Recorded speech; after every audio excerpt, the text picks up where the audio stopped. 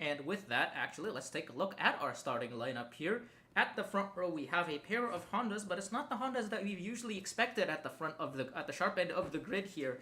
The two of Izai Javida and the 27 of Nietzsche Garnston, both of them still looking for rides at the end of this season. It seems, with both teams looking to go in different directions, I believe, come the end of the season. On row 2, you have Carly Byrne and Marisha Vebels, the pair of ERR Mercedes looking to make that are looking to make their mark on the end of the season here. Row 3, you have Michele Yatica and Jocelyn Nihale, our lead playoff driver.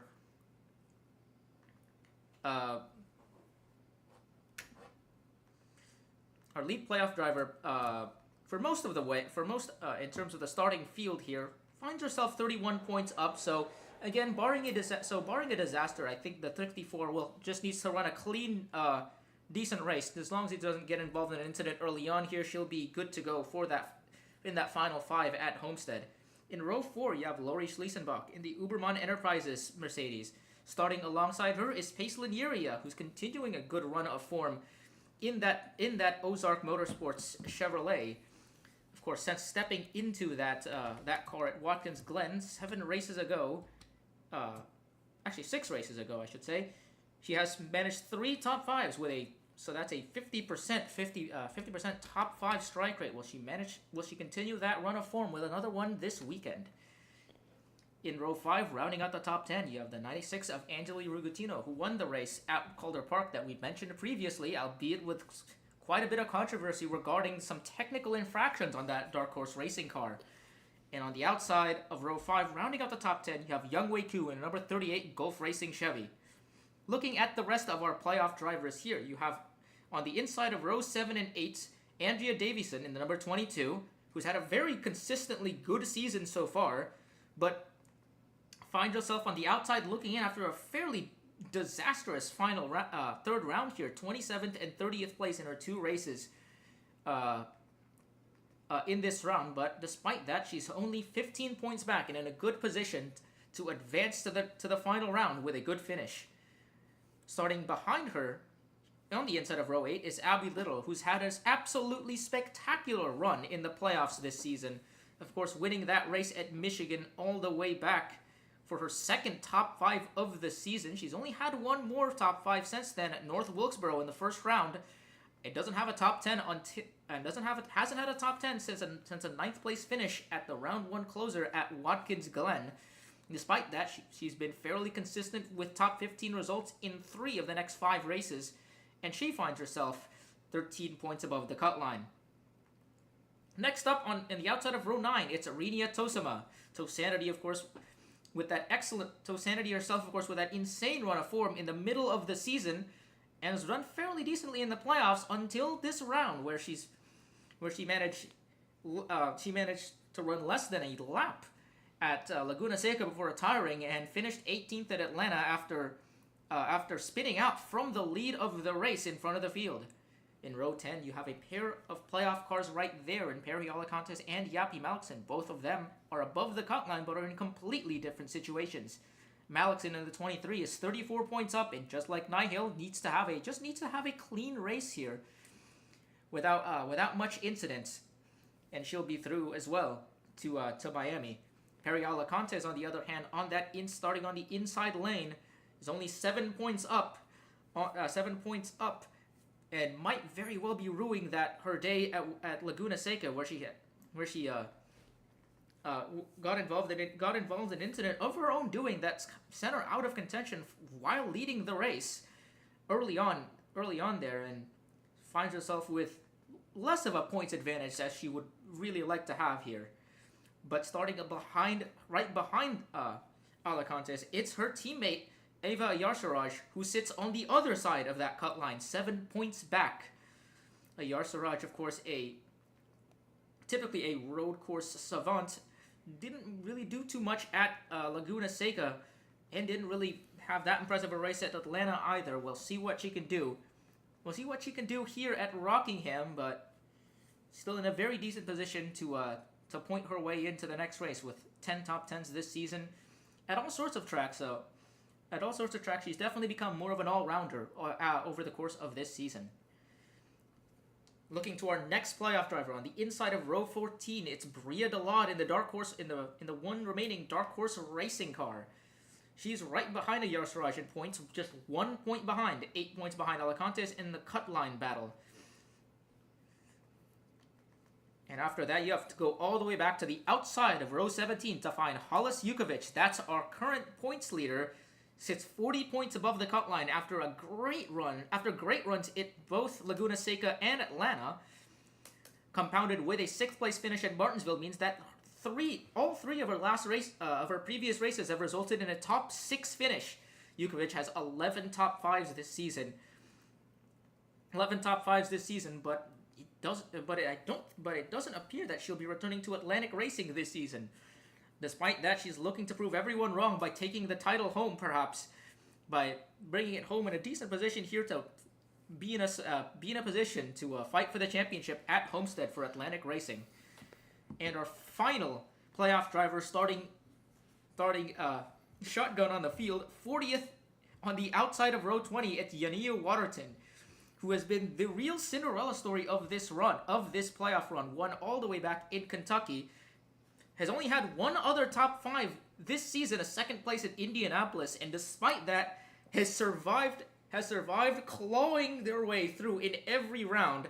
She finds herself 17 points back, which all things considered is a fairly decent spot in points. A good another top 10 run perhaps in the final race of a round could see Waterton in an improbable position fighting for the championship at Homestead. She finished 7th at Watkins Glen, the closer of round 1, and 8th at Martinsville, the closer of lap 2. Can she pull out another top 10 here at Rockingham today? Any final note, Ellie, before we send it over to the booth now for the race? Yeah, but just before we do that, I want to say that I think, obviously qualifying is important, but at the same time, we saw yesterday in Continental, and a lot of drivers who qualified further out back actually did pretty fine. I mean, I wouldn't consider maybe like all the way up to row 10 that far back, but we saw a lot of drivers further than that, row 15, all the way back to row 15, do pretty good. And, well, who won yesterday in Continental? It was Liz Roberts, and she started in row 8, so I would be paying attention to all the drivers no matter where they qualified, and we're in for a really good race. Yeah, and even then, if you did start it all the way back, like say Rachel Ramos did, 36th in the Continental race, she managed to claw her way all the way up to 11th, and to put herself in a position above the cut line to fight for the championship at Homestead. So all is still not lost for all of these drivers here. Even if they don't win the race, I think all of them can still point their way above the cut line. And with that, that'll do it for us here in the pre-race, in the FanDuel Fan Studio for the pre-race show. We'll be sending it over to the booth shortly here, where Echo and Caleb will be calling the race here at Rockingham. We hope you'll enjoy the show. We'll definitely be doing so here in the studio and on pit lane as well. And with that, we'll see you guys in the mid-race show. And welcome to the Rockingham Speedway. 393 laps, 400 miles tonight for the Subway 400. I'm joined here in the booth by Caleb tonight. You are a Rockingham aficionado. You love this track. I've had you in the booth with me several other times here at Rockingham. So what do you think we can expect from this race tonight, with this one being so much more important than a lot of the other ones? A lot of the other times I've run this race at the beginning of the season. It's at the end of the season this time. What do you think we can expect? Are these drivers going to be desperate? Or is it still going to be as calm as we think it might be? Definitely a lot on the line heading in here to this race here tonight, like you mentioned. Definitely a lot more than we're usually used to seeing here at the Rockingham Speedway. Of course, we're probably used to seeing this track kind of earlier on in the season, maybe sometimes midway, but right here it's tail end of the season at the end here of the penultimate round. And a cutoff race here tonight at the Rockingham Speedway should definitely be fun to see how it ends up shaking out, especially for all of the drivers there kind of in that chase bubble. Those will definitely be some interesting names to watch out for in this race, but still, Rockingham always usually a fun racetrack, and with the heightened tensions coming in just overall here tonight, I'm sure it's definitely going to make for some interesting racing and potentially some interesting moments here tonight from the Rock. Yeah, it's 4th through 10th are split by about 30 points. So it's anyone's game as to who can make it in, really. I think we know 3 of the cars that will probably be in the final round, but there's still 2 spots that are very much up for grabs. Let's go through our starting grid. Row 1, Isa Ijavida in the 2 car on the pole, her first pole of the season. Rather surprising that she was able to get that. Alongside her is Nietzsche Garnston in the 27. That is a team that's leaving Honda at the end of the season, so nice to see them do some real nice work. Row 2, it's Carly Byrne in the number 9 car, finished second at Martinsville a few weeks ago, and alongside her, the 99 of Marisha Vebels, winner at Laguna Seca 2 weeks ago. Row 3, Michele Yatica in the 92. And alongside her is the 64, Jocelyn Nihale. Nihale, 31 points to the good on the playoff cut line right now. Nihale it would pretty much be a miracle if Nihale doesn't make it. Row 4 is the 8 of Lowry Schliesenbach and the 17, Pace Lanieri. In row 5, the 96, Angela Bergantino, who won back at Calder Park, and a pretty similar track to this one. Alongside her is the 38 of Young Wei Koo. Row 6, the 91 of Alicia Byrne, and the 16 of Sky and Jeddah. Row 7, the 22 Andrea Davison enters 15 points behind the cut line after having a long streak, not even finishing outside the top 20. She's finished 27th and 30th in the first 2 races of this round. Davison needs to get it together. She's going to make it to the championship round. Alongside her is the 82, Katrin Edelstein. Row 9 is the 71. Is that row 9? I don't think that's row 9. I think I'm tweaking. Where's the starting grid again? Row 8. Thank you for my producer whispering in my ear. The 71, Abby Little, who enters this race 13 points to the good on the cut line. Alongside her, the 6 of Jami McJasmina. Row 9, the 21, Amani Wandayo, and alongside her, the 93, Irina Tosima. Tosima seems like she's tried everything to get back into this playoff race. She's still 12 points behind the cutoff, but it is not out of the question for that 93 to get into the final round. Row 10, the 18, Perry Alacantes. 7 points to the good coming into this race. Alacantes needs a good day. Alongside her, Yapi Malikson, who could get away with a lot. She's plus 34. Row 11, the 98, Eva Ajarsraj, who centers 7 points behind. Ironically, that's her teammate in front of her, she's battling on the cut line spot. Alongside her, the 60 of AWSCO. Row 12, the 32 of Cindy Rariston, alongside the 15 of Teresa Toleran. Row 13, the 20 to Gabby Gabriella, and the 46 Yenfi Yanaga, who won last week at Atlanta. Row 14, the 55 Bria Delade, entering 8 points behind the cutoff. Delade still got a shot. It's a lot closer than I think a lot of us thought it would be. She's alongside the 34 of Mika Harina. Row 15, the 19 of Arlen Handstrom, and the 52 of Rachel Cole. Row 16 is the 31, Taylor Happerman, and the 72 of Janet Parkins. Row 17, the 26 of Sophie Chantaze, and the 62 of Halis Jukovic, who enters 40 points to the good on the cut line. Jukovic is all but locked in at this point. Row 18, the 10 of Adi Stoneman, and the 1 of Alicia Vancy. Row 19, the 3 of Mimi Verino, and the 42 of Mila Chestina, who finished second last week in a very surprising podium at Atlanta. Row 20, the 39, Lily Talberson, alongside the 13 of Yanni Waterton, who enters the worst of these cars on the cut line, 17 points out. But 17 points is still a decent enough margin. I think you can overcome a margin like that. So, what do you think we might see? What do you think is the expectation, and what do you think the keys to the race might be tonight? Well, it is definitely a long race here ahead of us, but I do think a lot of those drivers, especially on the outside looking in, they're below the cut line, are going to definitely be a little bit more aggressive, looking to try and make their way up here towards the front, trying to grab as many points as they possibly can, get those laps led, and we'll have to see how aggressive they just end up being. Maybe some more than others, but I have to wait and see how that ends up shaking up. But you know, Rockingham, you know that there's a lot of factors at a track such as this. Pit stops are definitely going to be a big factor. You know, this track is going to absolutely eat these tires up, so want to try to conserve your stuff. It's going to be about a bit of a balancing act needed to win at a track such as this. You want to still push hard, but not hard to the point where you completely grind your tires out. So you definitely got to be careful, which is definitely what makes a track like this so much fun. Pace car is off. Ijavida and Garnston will lead them to the green flag here. And here we go. We're underway from Rockingham.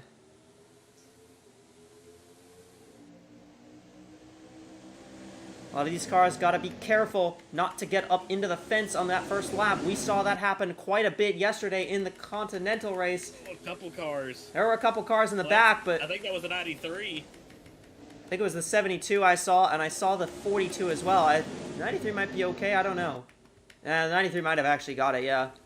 Maybe a bit of damage. Javida leads the first lap. Carly Byrne looking to challenge on lap 2, but the 2 is able to use the outside to her advantage right now. Again, that outside lane, as we got the 64 getting into the 18! Alicantes! Oh no, that's huge. Caution is out. And That just big trouble. That just blew the the door to the cut line wide open. And the car that was 5th coming in a perfect position, is now going to have to recover. I don't know how much damage she has, but...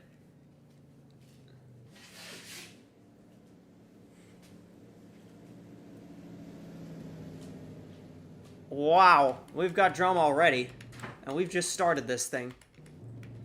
Everybody looks like they're going to come to pit road here.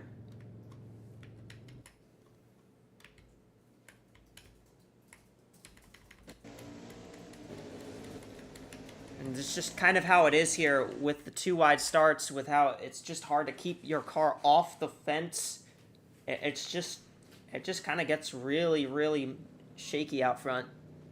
Just kind of everywhere, and it gets worse even further back in the pack, so...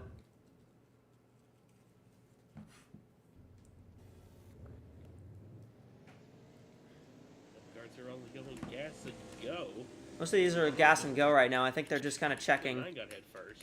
I don't know if the 9 got out first or if the 2 did. So find out right here. I think. Yeah, it the was- 2's taking the lead back here, so. Well, the 18's still going to continue here. The 72 of Janet Parkins is staying on pit road for quite a while. Well, we did make it longer than the Continental race, because they only went... They wrecked on the first lap. We only wrecked on the second, so... That's something. Made it 1 lap longer than the Continental Series award. So I believe Nihil is the one that gets into the wall. She kind of taps it, and Ku just gets into her, and Alicante's nothing she can do. I mean...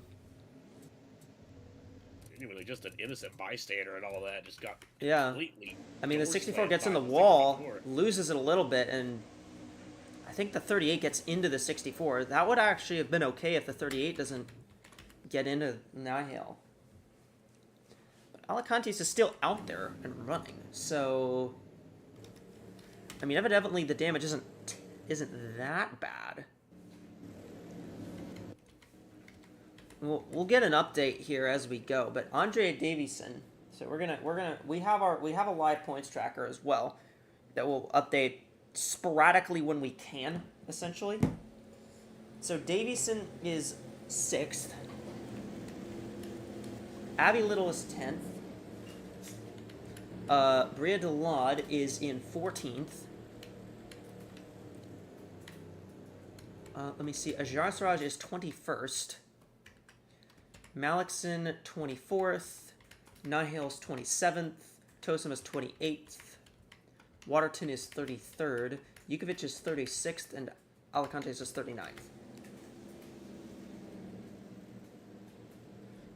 Lights are out on the pace car, so we'll get that update as we can, but at the moment I believe Alicantes is running outside the cut line. In fact, it's actually Andrea Davison who's in right now with how they currently run under this caution. But obviously things can change here.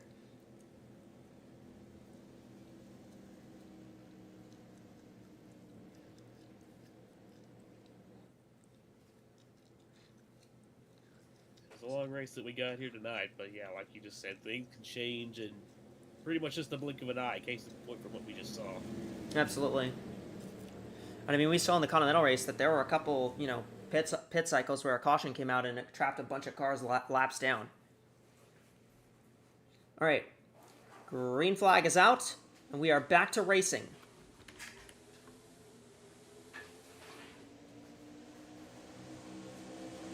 The 8 car, Schliesenbach, is up in the wall. There's going to be a fair few cars that are going to run the wall, but Little's in the wall. And, oh boy. they're fine.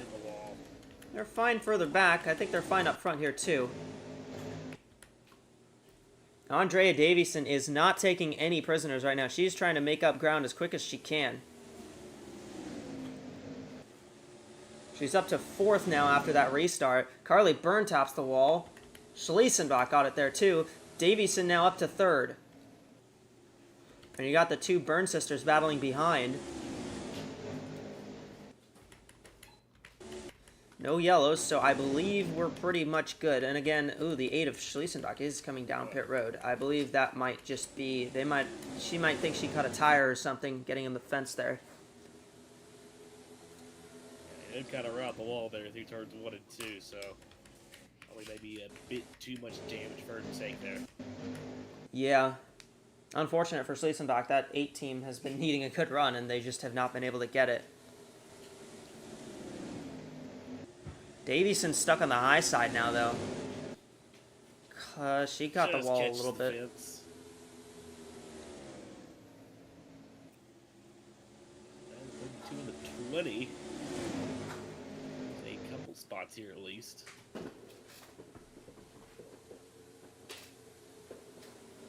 She's got to try and get down to the bottom lane here as quick as she can. She may be able to do it here if she can stay ahead of the 17. The 8 car is exiting in front as we have a change for the lead. There comes Michele Yatica in the 92. And then Yatica in the 92, and here comes the 91 as well. 91 of Alicia Byrne. Marisha Vebelst is here. Lowry Schliesenbach. You got Rariston, Abriella, Carly Byrne, Paisley Nieria, Nietzsche Garnston, and there is Davison, who's in 10th right now. Trying to hold on to that spot. Well, focusing on the 18 of Perry Alicantes, I want to figure out where she is, but she's still a little far back. She's in 34th, but she's at least running with all these cars that appear to not have that much damage. So the 18 might be okay, but she's got a big track position disadvantage right now.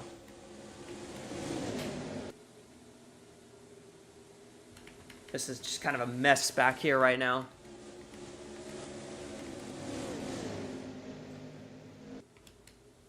It's a 55. Yeah, that is. Trying to make their way inside the top 10. Briadalon trying to get past, well, she's passing McJasmine at the moment. I believe that's her 11th. Alicia Byrne has taken 2nd. Ijavid is really dropping back in the 2 car. Had the lead at the start of the race, but she's not going to have it for she's not going to have it. I'm not sure how much longer Giotica is going to have the lead either, because Alicia Byrne looking like maybe a challenge coming to lead from the 91. Backing up the corner a little bit there. Marisha Vebel's trying to close in. The 32, I think, got the wall a little bit there. Believe so. Turn 2 now slipping back on the outside lane. And the 2 continuing to slip back as well. That outside lane definitely not taking any prisoners here tonight.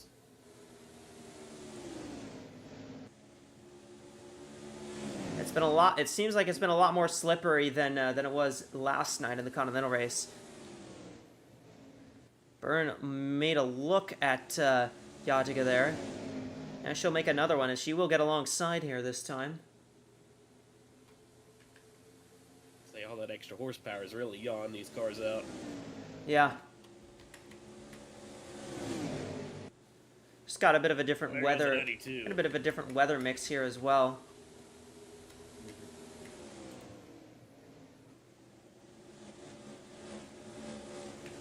There's Bria DeLaude back here. She's managing to try and scrape her way through. See, Abby Little has dropped back quite a bit. She's fell into 23rd. So as it stands, DeLaude is in, what? Let me see. 10th for DeLaude. Davison's dropped to 11th.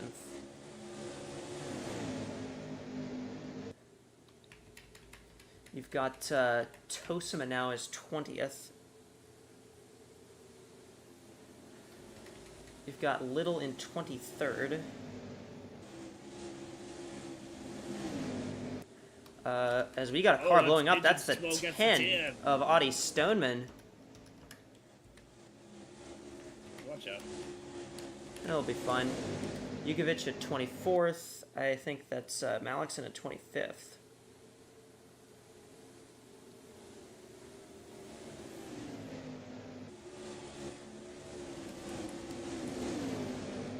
There's Nihale back at 28th. And then, let me figure more. Let me see if I can figure out where everybody else is. Waterton's in 29th. Our assistants are not doing this right now, so I have to manually do all this. There's Alacantes, who's in 34th. She isn't the last playoff car. That is actually her teammate at Jarsaraj right now. He was all kind of struggling, it seems like. Yeah, as we have a new leader, Marisha Vebelst has taken it away from Alicia Byrne. Way up the racetrack. Oh, in the wall! My goodness. Hold on to it. As Alicia Byrne had to almost spun out there, managed to keep control of it, though. That could have been disastrous. The 91 and the 99, though, going to have to kind of get regrouped here. Here comes the 20. As it stands right now, actually, the 55 and 22 are tied for the final spot. And again, tiebreaker goes to better finishing position, and that would easily be Bria Delade. Just because Delade's running ahead of Davison right now.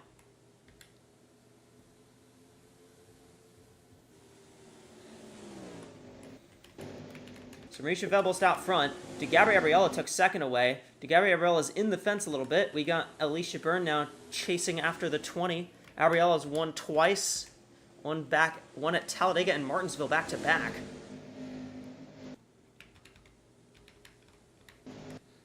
Delade's moved up to 8th, Davison to 9th.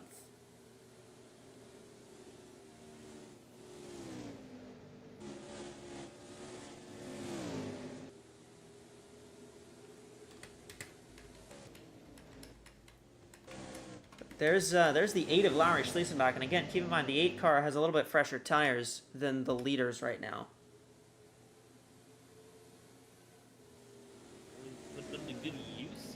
I think that I didn't catch all what happened between Marisha and Alicia Byrne, but that looked like a classic case of Marisha Vebelst doing Marisha Vebelst things. Honestly, just kind of slipped it wide there, 2 turns 1 and 2, got the outside wall, kind of pancaked down there into the 91, just a classic ping pong situation. It seemed like. Yeah, not much could be done. Schliesenbach together though, and they're now going side by side again. 8 cars trying to unlap herself. I mean, 2 laps down, she's going to move to 1, and that is going to give the lead back to the 91 of Alicia Byrne. You got Pacelin Yuri in the 17. Here comes Abriella looking 3 wide to the inside.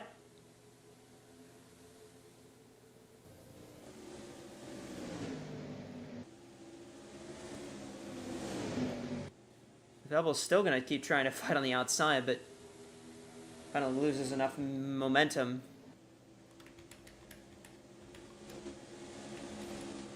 Amani Wandayo in the 21 car right now running 10th. How about Irina Tosima, who's moved up to the 12th position?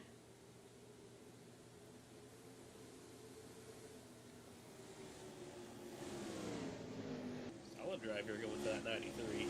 Excuse me, I stand corrected here. Bria Delade actually is actually currently scored 8 points ahead of Davison. Halis Jukovic has moved to the 18th position now. So Jukovic continuing to gain ground. She doesn't really need to finish very well in this race. She could finish like 35th for all I think it matters, and she'd still be in.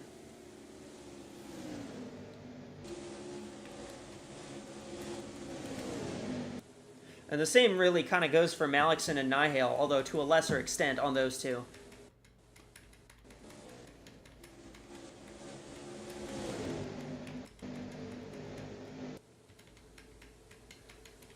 Now the lead is back to Alicia Byrne in the 91 car. Marisha Vebelst has dropped back to 5th. as you've got Byrne leading the way, Abriella in second, Rugatino, Yatica, and Vebelst all just kind of in line now. Bria DeLod's managed to take 7th away from Pacelin Yiria.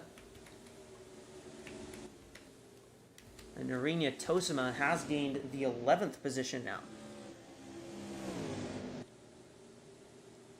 So interestingly, that actually will move Tosima ahead of Davison in the points. So it's a 7-point gap between Davison and, or between DeLod and Tosima.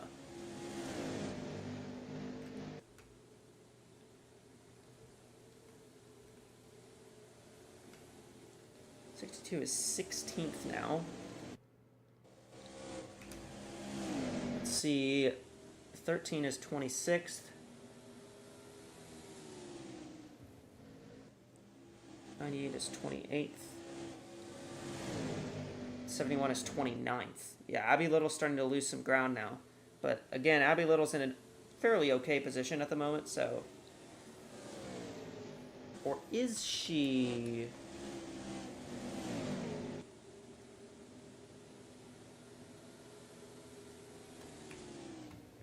71 just go. She dropped to 32nd, actually, and interestingly, I think that drops her out as they run. That 71 definitely not as comfortable as a lot of those drivers up above the cut line, so that's not what they want. No, not at all. Even 18 doesn't really seem like they've been able to make much ground up ever since that accident, and still struggling back there at 36th. Davison's taken 7th away, and DeLod has dropped to 8th. Actually, Davison is taking 6th now.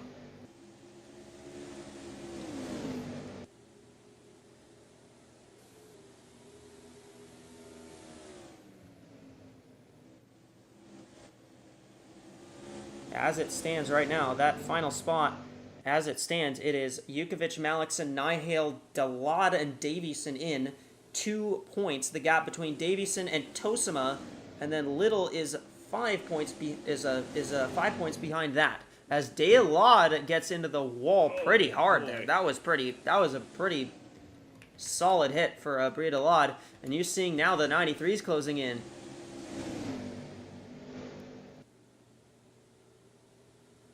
And it's interesting because, again, remember that Tosima entered with a little bit better position than Davison did. So it could be a battle between the 93, 55, and 22. Could be battle. There's a lot of cars that could get involved in this battle as Jukovic almost gets into Youngwei Koo in the 38 there.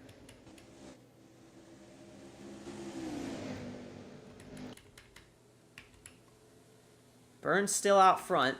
Rugatino's second. Abriella is third.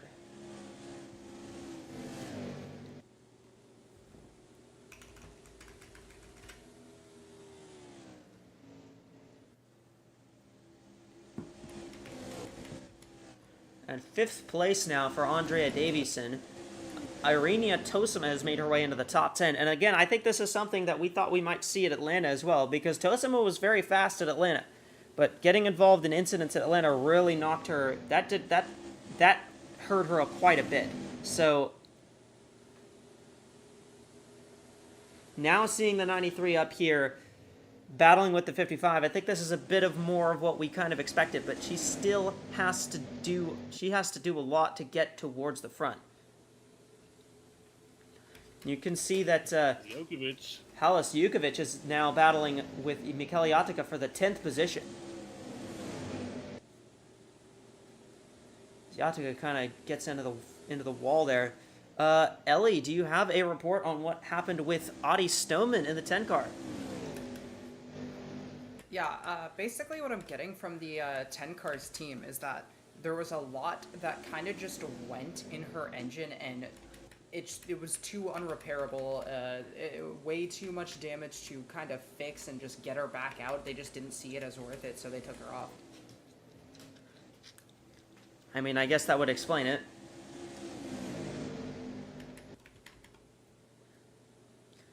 Bria DeLod right now still sitting in 8th. It's 3 playoff cars. You got 4 playoff cars in the top 10 at the moment, with one of them in the top 5 of Andrea Davison.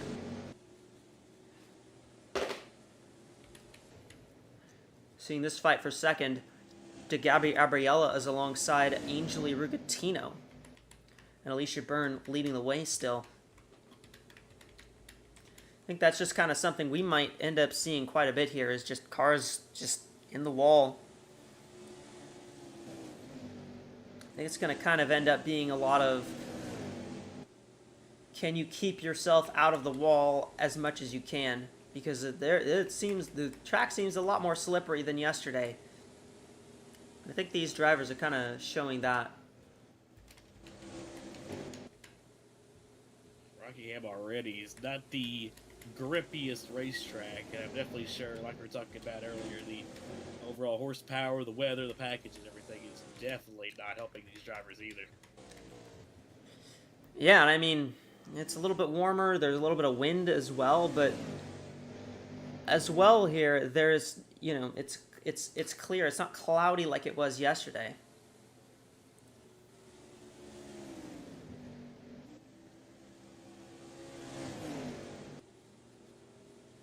Actually, no, it was clear yesterday in the Continental race. I think it might just be the wind, honestly.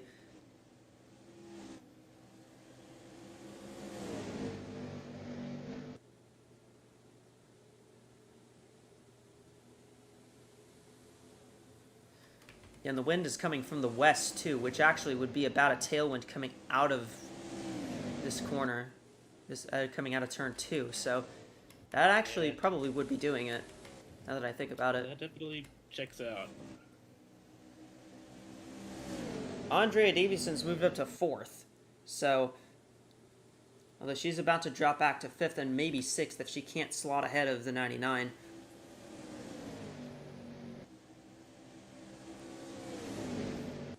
She's just hoping that Wandayo is going to be a good teammate and let her in line. But I don't think, that doesn't look like it's going to happen here. You just kind of get shoveled outside and you just lose everything. It's hard to keep position on the outside. Definitely is, as there goes the 55, here comes the 26, also looking to get alongside. The 62 of Jukovic. For now. I think she topped it a little bit there, but how about Mila Tristina in the 42 car? She's made it up to 10th.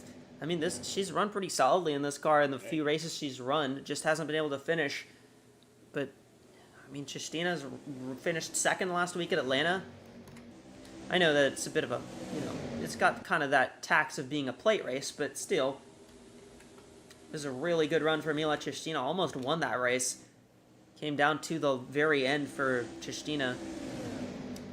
And, she finished, she ran, I think she finished 21st yesterday in the Continental race, which, not great, but she does have 2 wins in the Continental Series this season, so.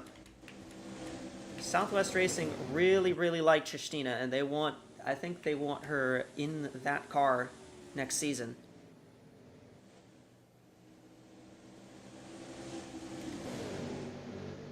Jukovic now leading the playoff cars, sitting in 7th position. And again, this is, I mean, it's good for Jukovic. It's great to run well like this, but she doesn't need to run well.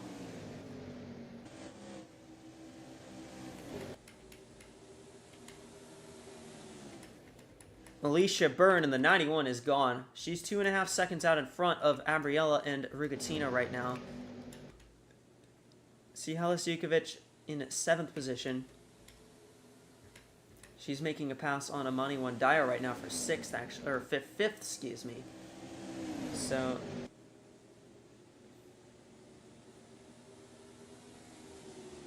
let me get as best of an update as I can on how the cut line looks.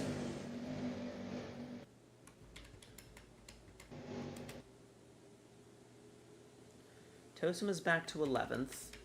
Let's see, where's the rest of the playoff cars? Waterton is 18th, and I mean, again, this is, I mean, it would be fine if she wasn't basically trying to make up a bunch of points.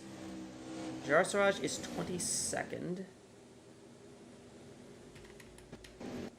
And Malikson's 28th. Oh, spinner off of turn number 2. Oh, that is Arlen Handstrom, and Alacantes has big damage. The 18 is big damage. That's terminal. That might That's be terminal. probably it for Alacantes. believe the caution is out. Oh, no. Little back at 29th. Nihil in 30th. Just finishing this real quick. And Lowry Schliesenbach does actually get one of her laps back. Right now, as it stands, actually, Handstrom would be the free pass car, but Handstrom is, I believe she was involved in the accident, so they wouldn't divvy out a free pass in that circumstance, I believe. But that is really, really unfortunate for Perry Alicantes, because that is going to most likely knock her out of any chance at a championship. It does. Contrary to what I said, it looks like they are trying to keep that car out there, at least trying to get it fixed, at least for now, but I think it is absolutely not going to be up to par. Okay. Before getting involved in that accident. So as they run at the caution flag, as taking the caution, it actually is a tie for the final cut line position. It's a tie between 3 cars. Oh my. Davison, Tosima, and Little would all be tied. And I believe Davison would get it based on best finish. I don't remember. 62 is actually going to exit with the lead here, I believe. Hello, Jukovic.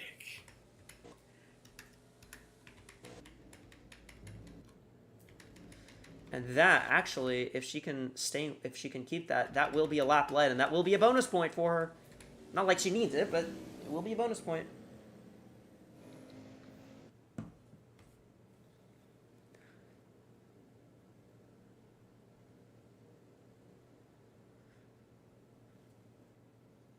And yes, the 62 is the leader.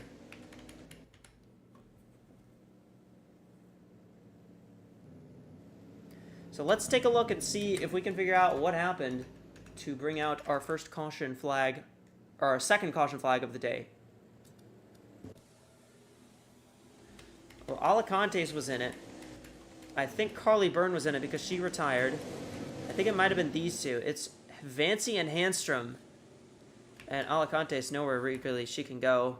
Vancy bounces up the track in front of the 9.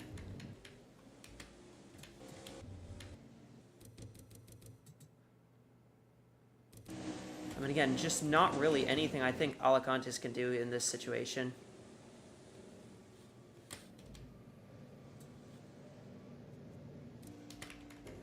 So unfortunate for her season to come to an end like that.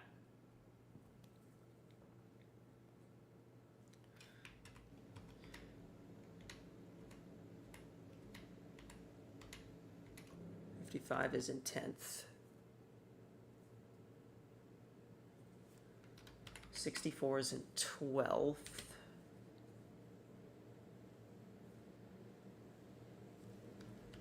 We got the 93 and 14th. The 13 and 16th. The 98's and 22nd. The 23's and 26th. 71's in 30th now.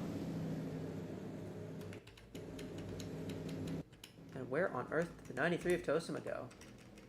Unless I'm just blind. Oh, I think I did put the 93 in, actually.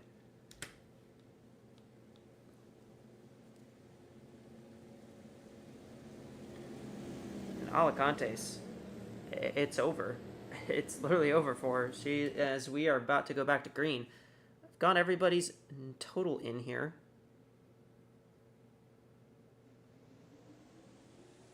Green flag, back out. We are racing once again. And as it stands, again, it's a 6-point gap now between Davison and Little for that final spot. As they are in the wall, and again goes around the 34, and around goes the 93 of Tosima.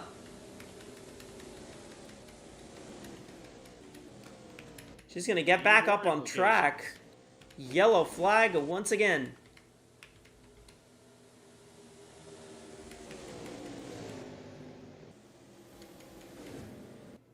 Caution is out again.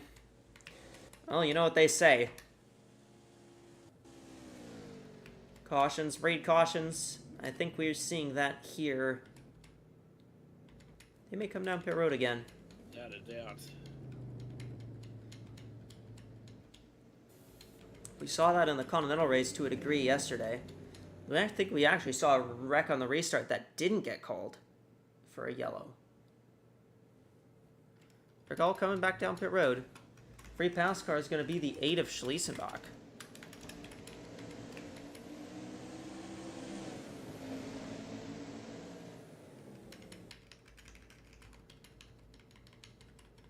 It's mostly going to be some gas and go stops here, I'd imagine. I don't see what else it would be for pretty much anybody.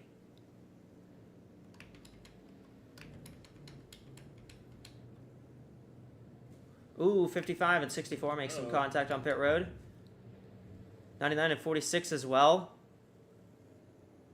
46 got locked in quite a bit.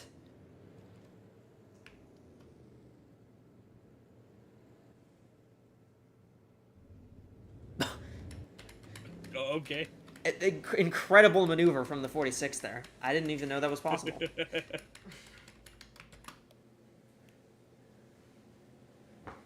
What point turn is that? 1, I think.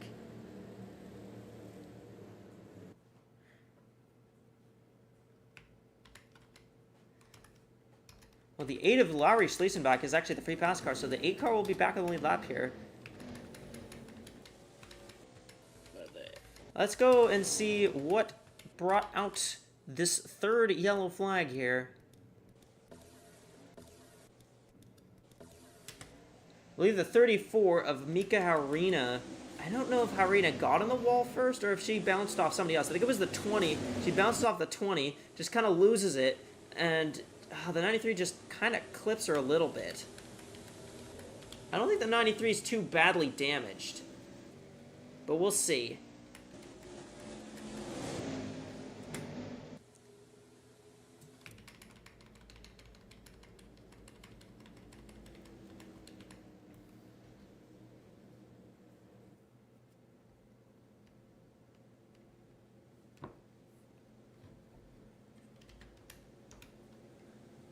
So again, Jukovic is the leader. It's actually Nihil's jumped up to 5th place, interestingly. Davison is 6th. Waterton is 9th. Delade is in 11th. Ajarsaraj is actually 15th. So, a bit of position shuffling has gone on. Malikson's moved up to 19th. Little's 24th. Tosim is 29th.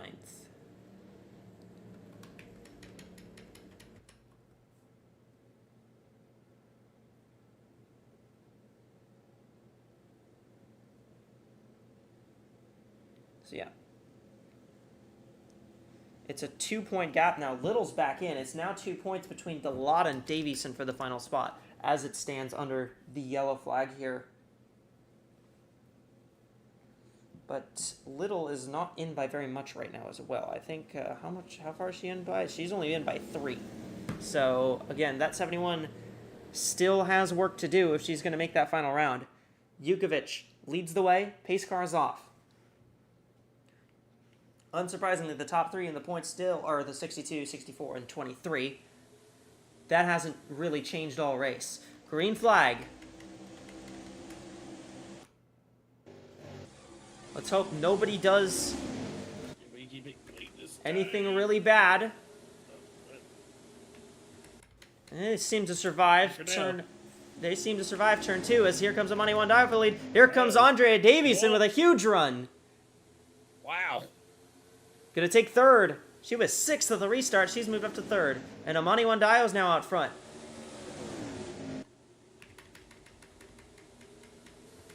Look out for that wall. A couple cars. Oh, the 26 almost pickpocketed down into traffic.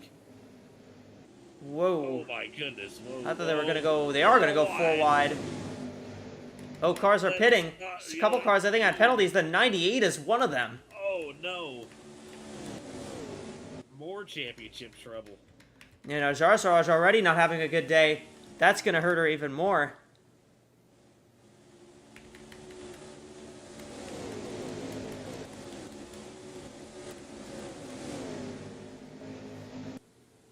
So after this restart, I will get a little bit of shuffling done here based on who is where. Alicia Byrne in the fence there a little bit. See, Amani Wandayo in the 21, though, has taken the lead. Halis Jukovic is second. Andrea Davison, trying to do everything she can to get into that final round, has moved up to the third position. Jukovic has led a lap today. In fact, I think, honestly, with how many cars have retired, Jukovic, it's very possible that Jukovic could be in right now as Edelstein got a really big hit in the wall. I think she almost bounced into... Yeah, but the 13 up to 8th place right now. Where do they come from? She's got, she's had a really solid... She's managed to move her way up through quite a bit during that pit cycle, and, it's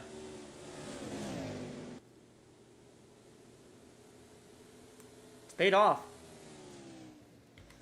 Wandayo leads. Jukovic. Davison is third, though.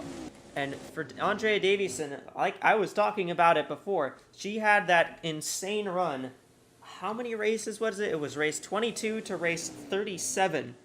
So a 15-race stretch of not finishing outside the top 20. She finished top 20 in 15 consecutive races. And then to start this ride off, she has 2 finishes worse than 25th. Not the kind of round she wanted, but she still has that room to recover and maybe salvage a championship run for one more race. There's Eva Jarsaraj in the 98 car.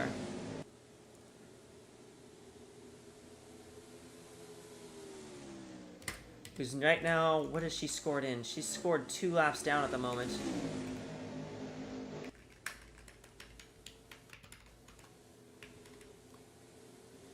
There's a bit of a split in this front of the field right now because you've got first, second, third. You've got 2 lap cars in front, and then, oh sorry, first, second, third, fourth. Excuse me, and then 2 lap cars split them from the battle for 5th right now between Alicia Byrne, Angeli Rigatino, and Sky and Jetta.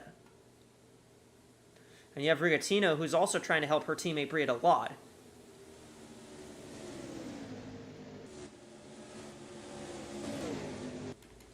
And one thing I think Andrea Davison's hoping for is that Wandayo maybe is a good teammate, lets her lead a lap just to get some of those, just to get one of those bonus points for the playoffs. But again, with the 62 being so close, I'm not really sure that's something they want to sacrifice at the moment.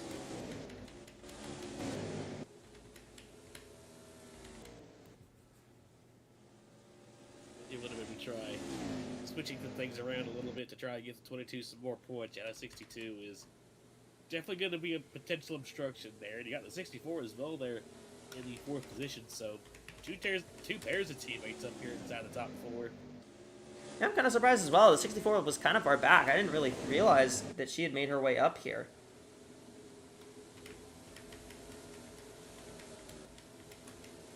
There's Abby Little in 18th. Yappy Malikson in 19th. And then I'm going to see if I can find where the other cars are. There's the 93. She's 31st. She actually lost a couple of positions from the restart, so she may actually have more damage than I was initially assuming. The 98 obviously off the lead lap in 36th.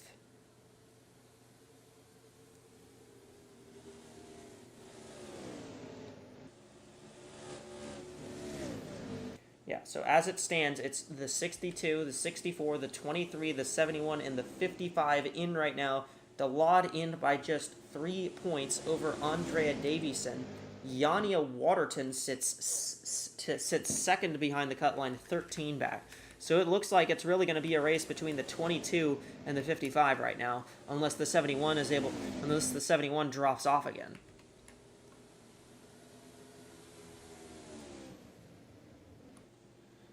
Which, of course, is very possible. We saw how Abby Little started this race, so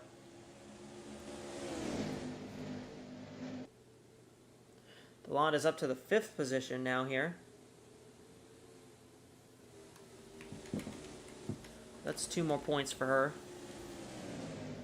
Waterton down to 14th. As you see, Rigatino gets the wall there a little bit.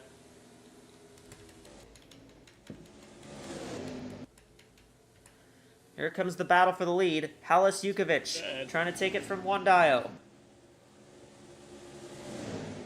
There's a lap car pushing the 62 right now with the 42 of Mila Chistina trying to get through. Chistina wants a lap back.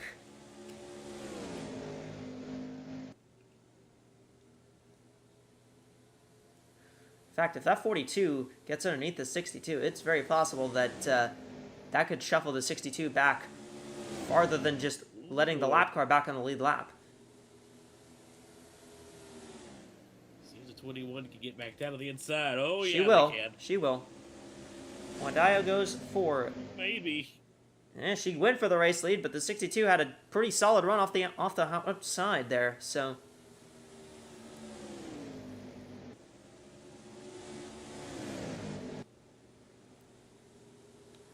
Bring the 21 and 22 right back up to the back bumper of the 62, and the 64 is not too far back either. Yeah, I was going to say, the 64's kind of moved herself into this as well. Rita Lunt sitting 5th. Of course, how about Lily Talberson in the 39 car? She started 39th in this race. She's up here into 10th now. I think Davison might have got the wall just a bit, and that's going to let Nihale take 3rd away.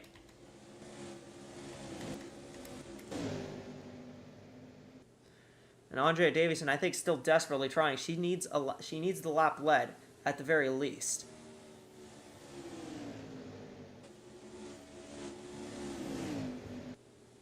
But Nihil may actually end up losing it a little bit here as well because she's got the lap car trying to get past her, and it's going to let the 22 try to make the move to get right back by. 64 get the run off top like the 62. I don't think she did. But not quite. Time I to 1 and 2. It is kind of interesting. We're watching Atlantic Racing teammates in the 62 and the 64 up here, and then we've got Red Racing teammates in the 21 and the 22. So it's a battle of teams right now up at the front. Glad loses a spot there, drops to 6th on Gemmy McJasmina going by her. So 4 points now. Marisha Vebels on pit road. Marina Tosima has moved up 1 position to 30th. Big deal, I know. Malixon 25th now. But again, for Malixon, it's kind of not really... Oh, she's pitting as well, actually. Oh. But again, for Malixon, there's not a lot that would knock her out.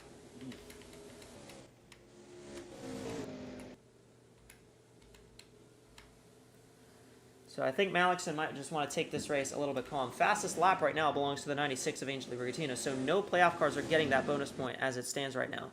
Ooh, into the wall goes the 62. That's letting the 21 get a big close. Wandayo. Amani Wandayo looked to make a big close up there, but could not do it.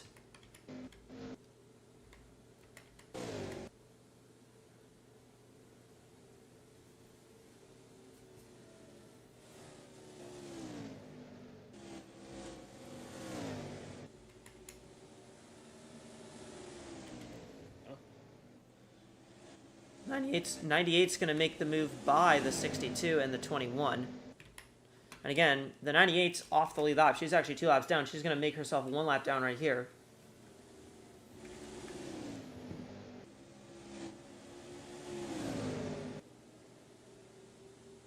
It's 35th now. But again, even despite the fact that Yapi Malakton is 35th, as it stands, she's still 3rd in the standings. Like, that's how far the 23 had a gap on everybody else coming into this race. So...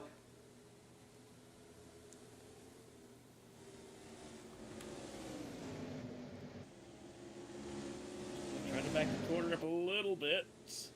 yeah, Wandayo tried to back the 62 corner up. run right, but they didn't. I mean, that's the interesting thing as well here is that, especially in turn 1, you can really back up the corner and get a run. How about Jemmy McJasmine? She's actually closed up to the top 4. The 6 car has kind of made a bit of a battle for 4th here, maybe 3rd. Brita Lod still in this. Oh, the 6 is actually off the lead lap. I didn't even realize that. I genuinely thought she was battling for the lead lap. So Brita Lod is still 5th.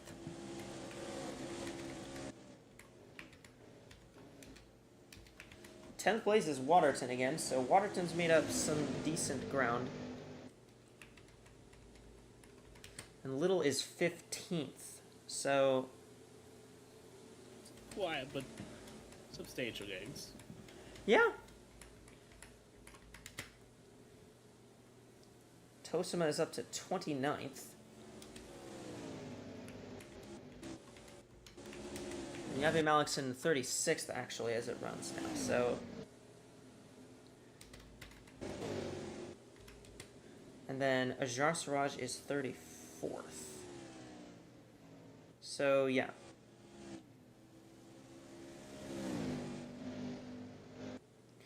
Obviously, as things stand, Halis Jukovic, she would be locked in with the win, but it really wouldn't matter. She's basically locked in anyways.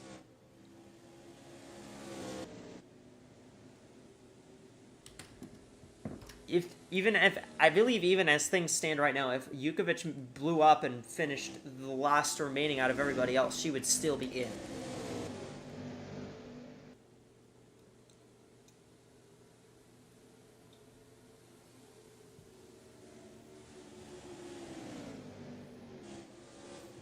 And it remains 5 points between Delod and Davison for the final cut line position.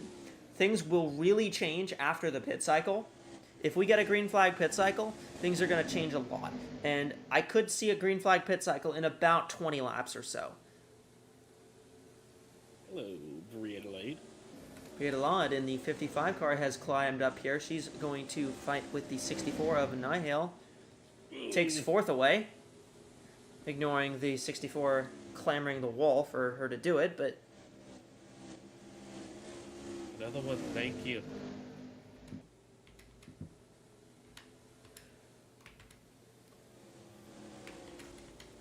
Traffic going ahead of the 62. Sky and Jetta running 6th in the 16 car. Again, another pretty solid run for Sky and Jetta. Needs to finish stuff like this out more, but for Injetta, this is something great for her to have. Having a run where she can have a fast car like this and finish a race out. I mean, she's had a lot of fast cars this season, but she has not had a lot of finishes that show that she has a fast car, and that's a big reason why I pretty strongly suspected she's not returning to this team. Waterton's dropped to 11th. Abby Little's up to 12th now. So how about the improvement from the first run for Abby Little? Definitely seeming to kind of come alive a little bit here in these long runs. Yeah, in this second run, the 71 seems to have gotten better.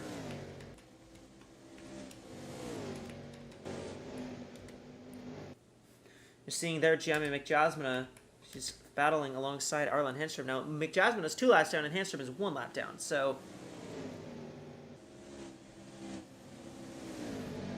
that battle's actually kind of meaningless right now.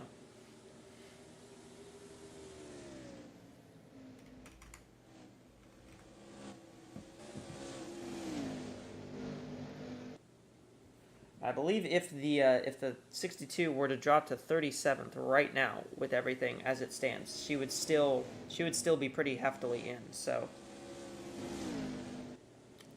and 37th is the last position she could finish right now. Bria Delot has managed to climb to 3rd now. She actually just got past Andrea Davison.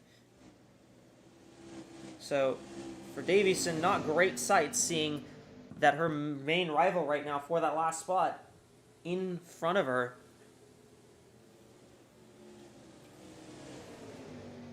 Especially with Abby Little now, they're made closer and closer to this top 10. It might honestly just come down to these two for that last spot, at least as the way things are looking right now. As it stands right now, that's what it looks like could happen. So Abby Little had a pretty decent cushion.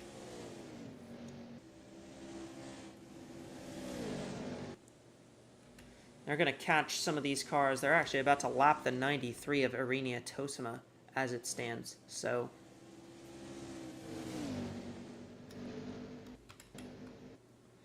Joey McJasmine is going to try to get past the leader of the 62 of Jukovic here as well.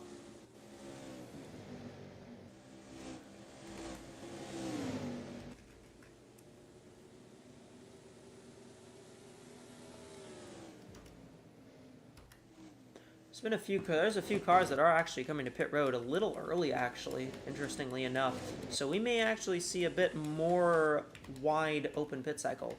Actually, Abby Little has moved up to 10th.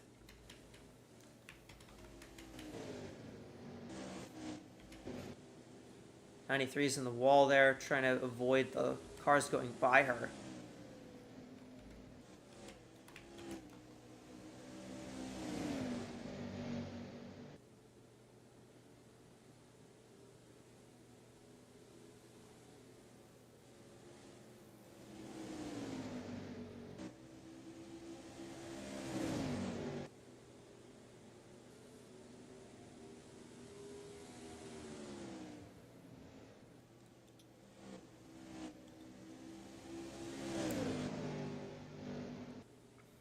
So, Halis Jukovic still out front, and, well, as it stands right now, it looks like Halis Jukovic is trying to get that most laps led bonus again. But here comes the 21 of Amani Wandayo trying to make something happen to try to take the lead away. She's going to do it. 62 gets the wall. But move Amani Wandayo out to the front. The Peruvian driver once again to the lead.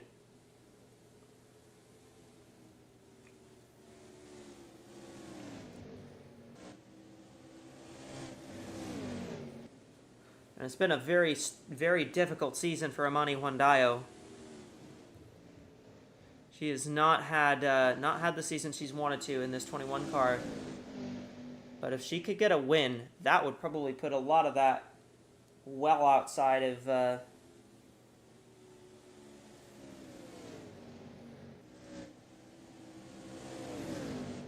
well outside of I think she would be very, very happy with a win if she is able to get one.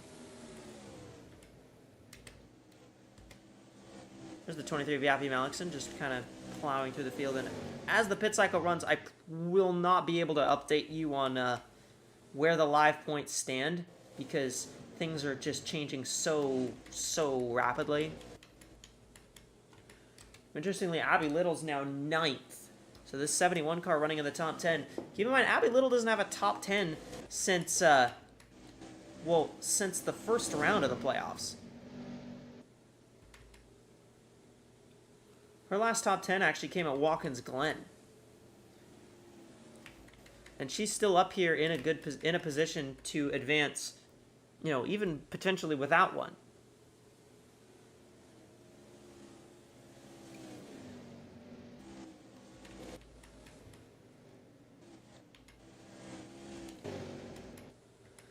Wandayo's the leader. She's catching some lappers right now. You see Yappy Malikson and Marisha Vebels moving their way by. They have fresh tires, so they're on a different strategy here. Davieson's in the wall.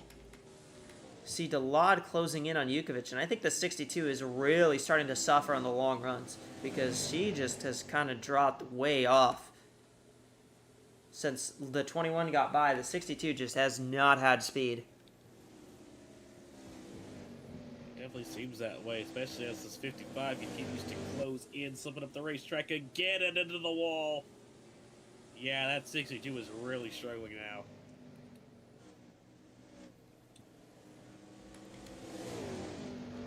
'21 is on pit road. Wandayo down. 21 trying to take it a little bit early here. That's a really early, actually. I was not expecting her to come in that early, but that's probably going to kick off the pit cycle here for pretty much everybody. That is also going to give Bria Delod a very important mark. Delod's led a lap. That's one more point for the 55. And now the top 4 are all playoff drivers. 38 of Youngwei Koo is in.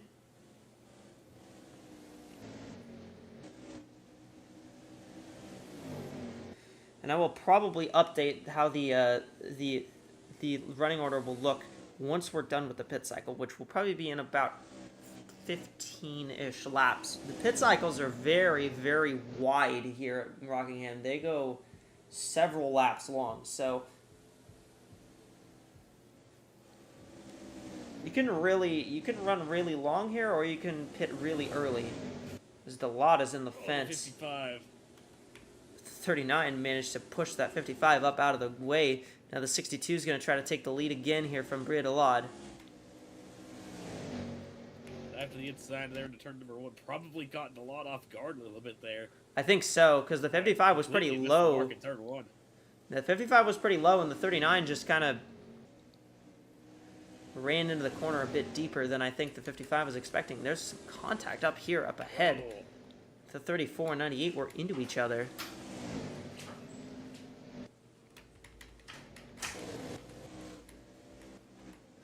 And I've been informed that our assistant that is running the live points will be back ready momentarily, so I don't have to do it on my own. Jukovic in the fence here. That's going to let Delod take the lead back.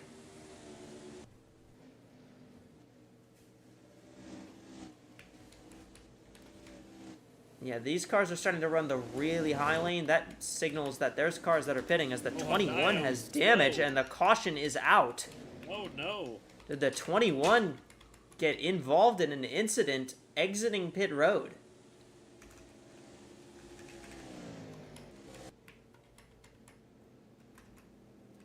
Free pass car is Arinia Tosima, by the way. The 93 is going to get back on the lead lap. Oh.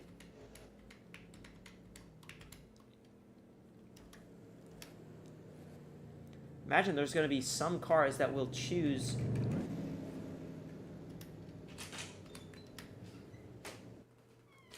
Imagine there will be some cars that choose to stay out.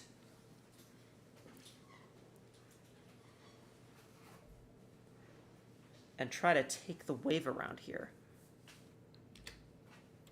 So the 55 will lead them down pit road.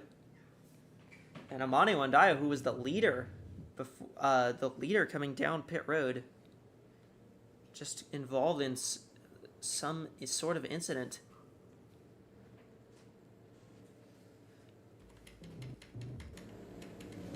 That has given her quite a lot of damage.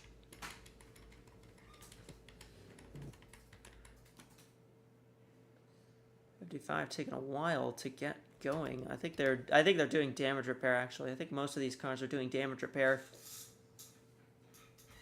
So, in the event that everyone's taking damage repair, I mean, it kind of a wash.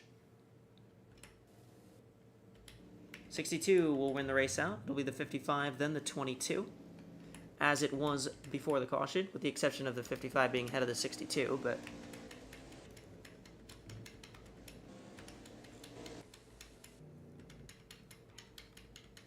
okay, nope. Everybody back here is coming down pit road again. Well, the 21 definitely didn't have damage before the caution, so what happened to the 21? Oh, she got into the 64 of Nihale. Oh.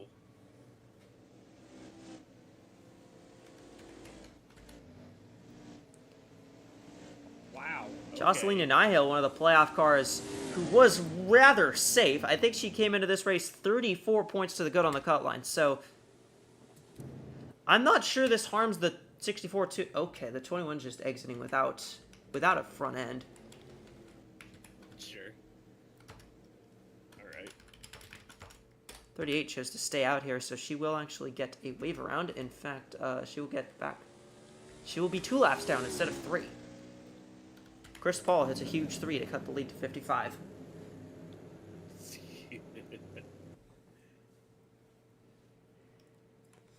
So Halis Jukovic is the leader. Bria Delade is second at the moment. Andrea Davison is third.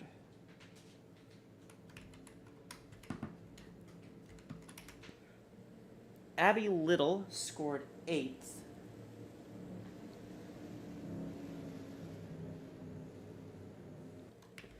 Abby Little is 8th. Yania Waterton is in 11th.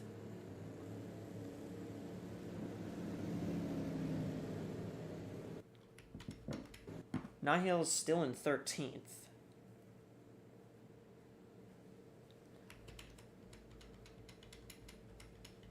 Yapi Malikson is 29th. And Eva Jarsraj 32nd. Irina Tosum is 24th. So Tosum did get back on the lead lap.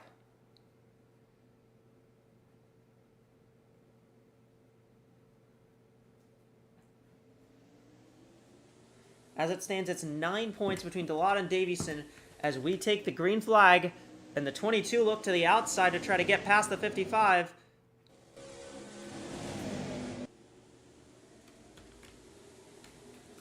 Keep it careful back here as we take this restart. They're all good.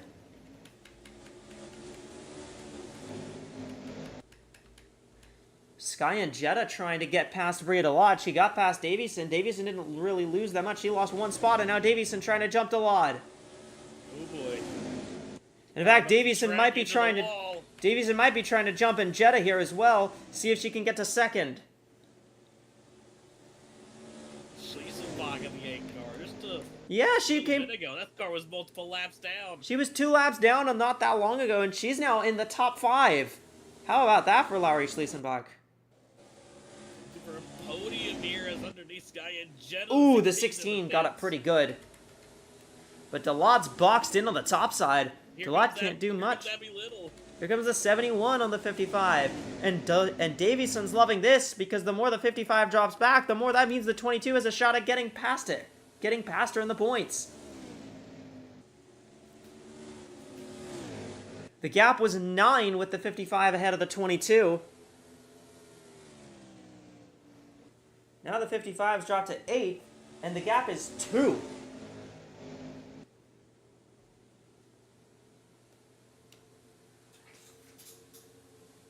Seems the 55 can maybe slot in somewhere. No, they're continuing to drop back. They're outside the top 10. She is out of here. That 55 has fallen way back as we got a car blowing up to 46. Get off the racetrack. Okay, or that happens. Yana goes around. And into her goes the 52 of Cole. Vebelst involved. Caution is out.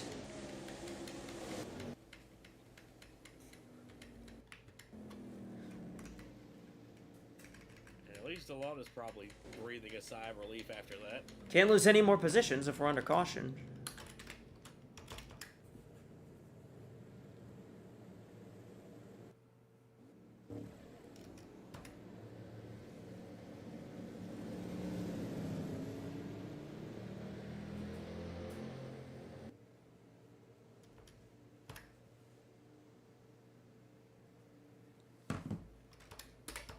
So Chantaze in the 26 is the free pass car.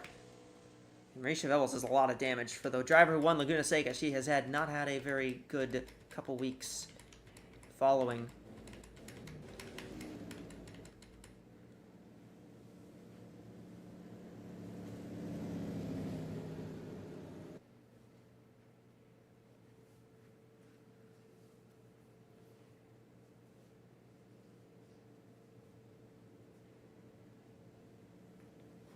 Alright, so with everything, who wins the race on a pit road? I actually should have been paying attention to that I should have been paying attention to that. 62. 62 is out first. And where on earth did the 22 of Davison go? Or am I just blind? She did drop back quite a bit, actually. Okay.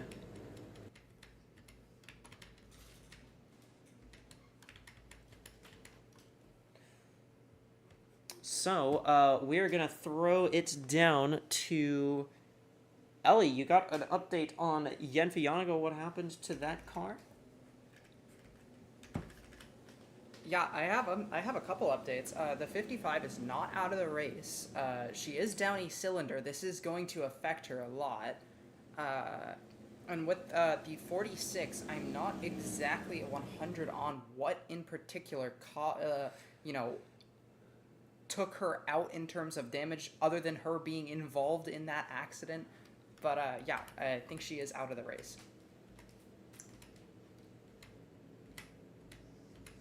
Oh, I lied. The 22 is actually 8th, so the 22 is fine. But that is terrible news for Rhea Dalad, who's down a cylinder and being in that chase. She does have that lap lead point, but that's about the worst thing that could have happened to her. So as it stands, here's where the playoff cars run. Yukovic is the leader. Abby Little is 4th. Jocelyn Nihale is 6th. Andrea Davison is 8th. Yania Waterton 13th. Briadalon is back to 20th. Ava Ajarsaraj is 26th. Irina Tosima is 22nd. Yavi Malikson's 28th.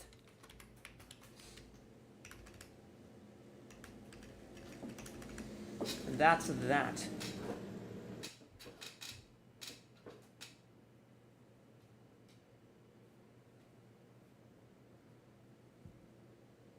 So yeah, as it stands now, Davison is in by 4.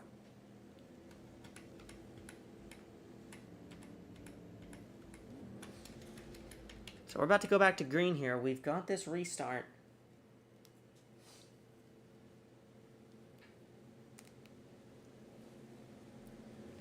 An engine failure by Yenfi Yanaga brought out a caution after the 99 of Raisha Vebels ran into her. Well, actually, I think it was somebody else, but Vebels got piled in. Pace cars off. Yukovic will lead them back to the green. Here we go.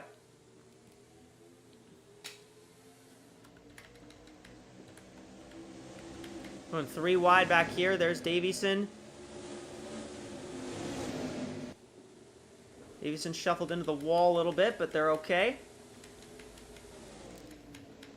Keep things clean here, and we're all good. Here comes Abby Little for second on Nietzsche Garnston.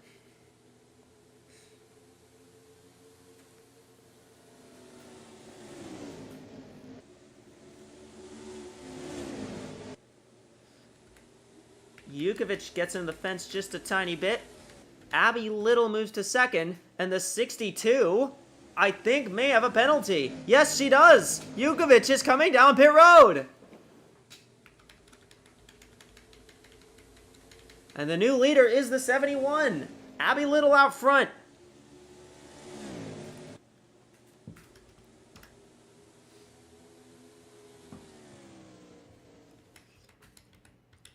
The 8 of Schliesenbach down. 31 down.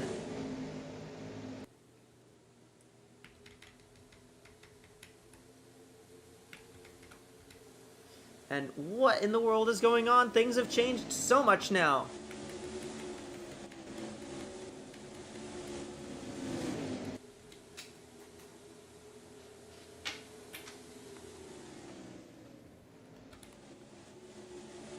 There's a free pass car on the last caution. Sophie Chantazé trying to make up ground. You got Irina Tosima in the 93. She's actually moved up to 20th spot now.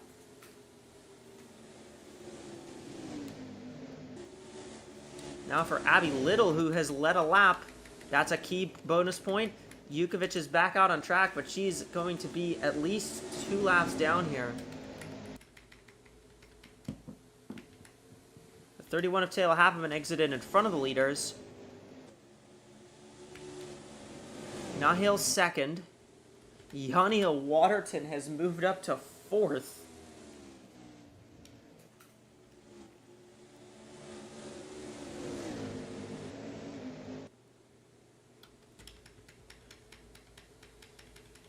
Davison is 17th.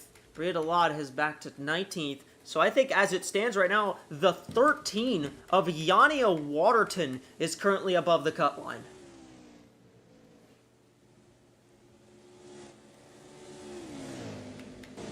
Little's out of here. Nighhill is starting to drop back. Waterton moves to third now, pushing the 32 of Rariston. Davieson's still stuck on the high side. She's up to 16.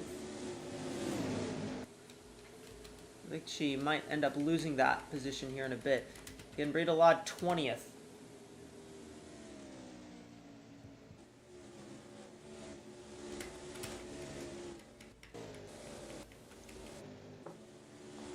Abby Little now the leader. There's Yania Waterton in second.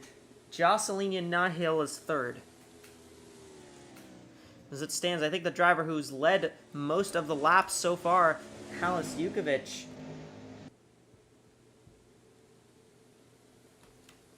dropped way back. Jukovic is down to 29th at the moment.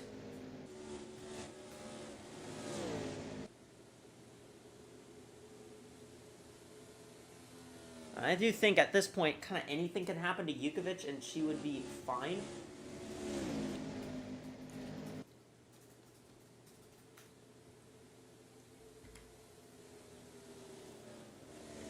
I don't think I ever calculated an exact position she'd have to finish to lock her way in, but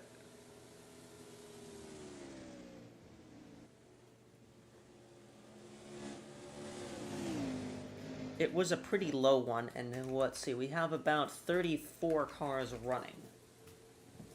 40 points up. Where was she on 5th going in?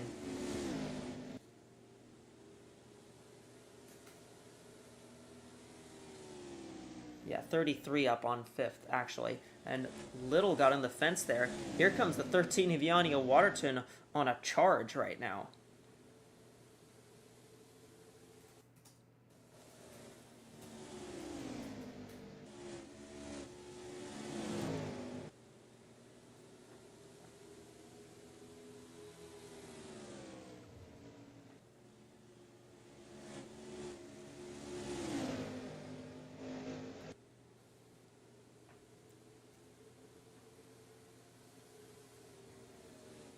So here comes the 13.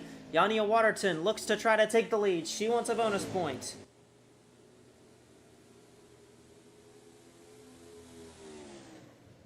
And she's gonna get it. She's gonna take the lead. Nice pass there by the 13, getting by the 71, and still two championship contenders going at it here for the race lead. The 64 is not too far back as well, so as you can say, you still got three championship contenders up here towards the front of the field. Ooh, Rariston. 32 hits the wall and almost gets ran over by the 91. Yeah, the 32 hit the wall a lot harder, very hard actually. Halis Jukovic, who had that penalty for a restart violation from the lead. What a big blow to her, but right now as it stands, with Breedalod having that engine issue, and Yania Waterton now leading, that means the 13 is in.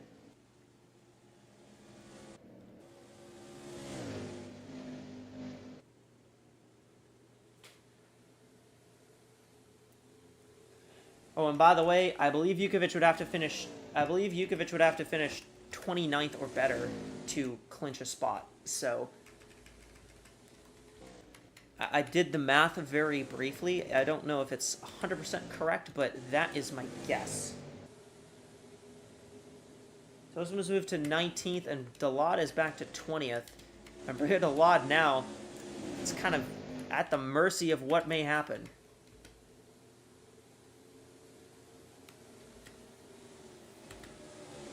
Davieson's trying to still make up some more ground. He got shuffled way back after the restart. Lap car in front of her got the wall. There's Sophie Chandazay in the 26th, has moved to 14th after getting the free pass last yellow. Right now, fight for third here between Alicia Byrne and Jocelyn Nighhill.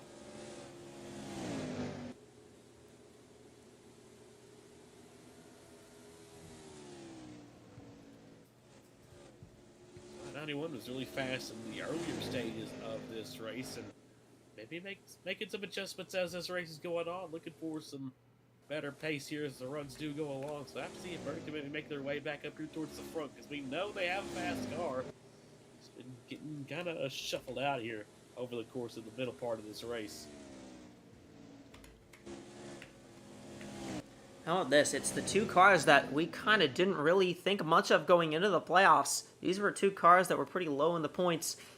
Got that win to get into the playoffs, but didn't really think much of them. I think a lot of us would have been shocked if I told you 10 weeks ago these two would be in the third round and 1-2 in the cutoff race, potentially both of them going to the championship race at Homestead. But that's what we see right now with Yania Waterton out front now, and Abby Little in second. Although Little's going to drop to third here as Byrne gets by. Yukovic in the wall behind them. Oh, the 22 And in same the fence for as the well. 22 of Davison.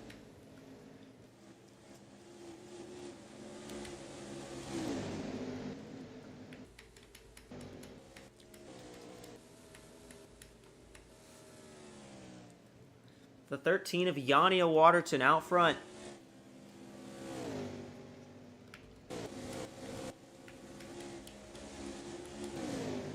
How about the 82 Katrin Edelstein in this car?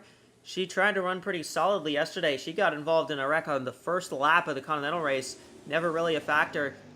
She did finish the race, but it was a bit of a slog for the driver, the 14 car in the Continental Series. She's running the rest of the Cup Series as well, trying to just get the best finishes she can. She just took 8th place away from Sylvia Raristow. So, how about a good run for Katrin Edelstein, who actually, funny enough, Edelstein just got jumped in points last week by Chistina, despite the fact that Edelstein has 4 more races recorded on the season in the Cup Series than Chistina does. I think Edelstein wants to take that mark back. We might see a fight for third here with Little leading Nihil. Might see that change hands with the 64 chasing down this 71 car.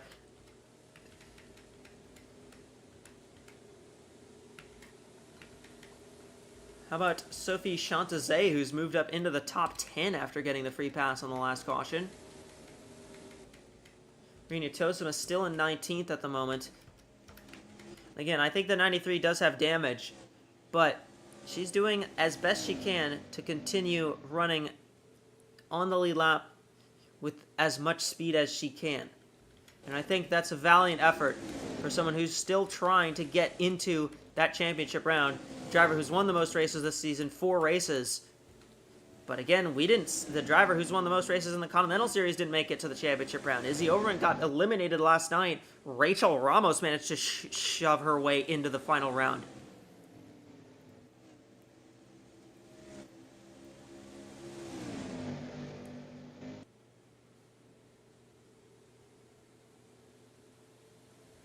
So Yania Waterton still out front.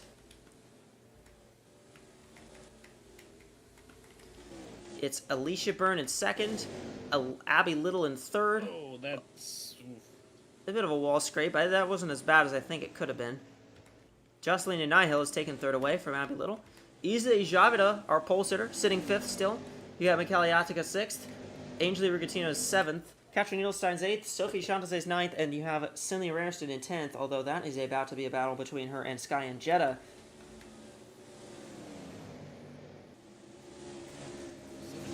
Way up the track, the 72's also washed it up. 72 kind of, I think, braked a little bit to not get into the 17.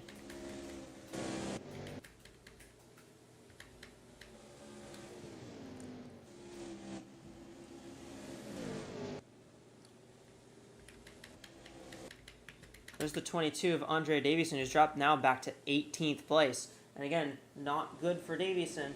She needs to gain points. I mean, where she was in the top 10 for a good bit. She looked like she had a car that could potentially battle for the win of the race. This is not where she was earlier. 18th place, struggling to keep up with a lot of cars just because she got shuffled to the back is really difficult for her, although she does get past Nietzsche Garnston in the 27.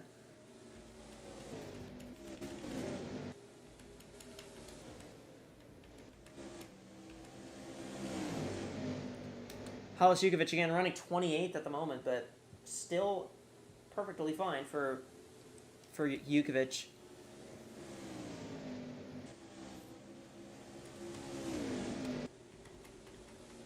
Doesn't really need to do anything really regarding the cut line. She's pretty well in. It would take pretty much a miracle for something to knock Jukovic out.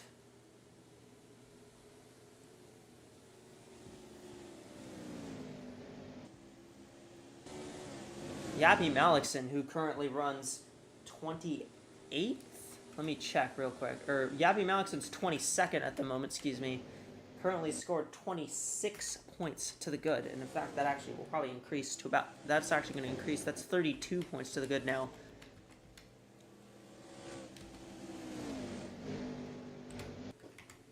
Yappy is having about the most solid run she could ask for. Didn't really need to do much. And those top three in the standings coming into this race, we're all in that position of don't really need to do much, just need to do enough to not get yourself knocked out. And they have done, all three of them have done exactly that.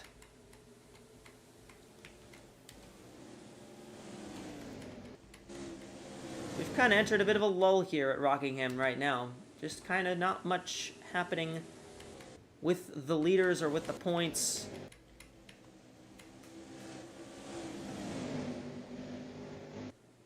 Honestly, kind of spread out a little bit at this point of the race. Everybody's just kind of abiding by their time, running at their own pace right now, but starting to approach the halfway point here, and I wonder what the next match cycle will end up being, because it's definitely something we want to watch out for, especially considering that the last one we had a caution come out during it, so yeah, it's definitely on all these drivers' minds. It was at least not too far into the pit cycle, like we saw in the Continental races, where we had multiple. We had two, I think we had what was it? We had like either 2 or 3 cautions come out in very much in pretty much dead in the middle of the pit cycle, which was annoying for everyone who is trying to do race control.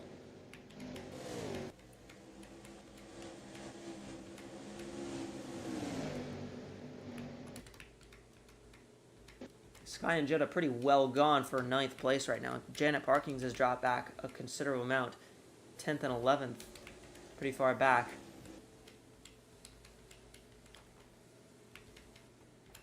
Again, Andrea Davison running 17th. If we can get through a full green flag pit cycle, that will change a lot, because then at that point, it becomes not really a game of. It becomes a game of who has the best tires. It doesn't really become a game of who has the better cars in the long runs, who's faster right now versus who's faster later. That's when it starts becoming a game of who has that right strategy.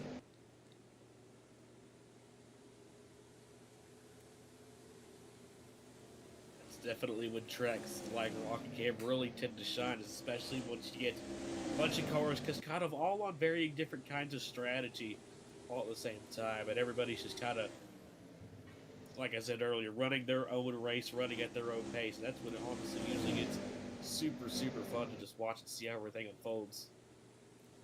I'm not really sure what it is, but for some reason, Rockingham always manages to generate cautions during the pit cycle that have basically no relation to any cars involved in the pit cycle. Yeah, that's definitely, that's honestly kind of right. It's definitely a weird phenomenon. I think that was what happened pretty much every time in the Continental race. It's what happened today to bring out the one yellow where we had a car involved in something during the pit cycle.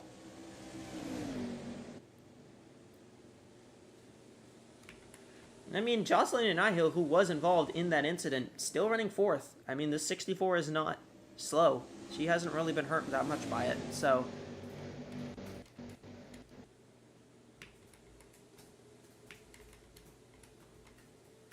Pace and Yuri are running 11th at the moment. I mean, Pace and Yuri, I think it was pointed out, she has 3 top 5s in this 17 car.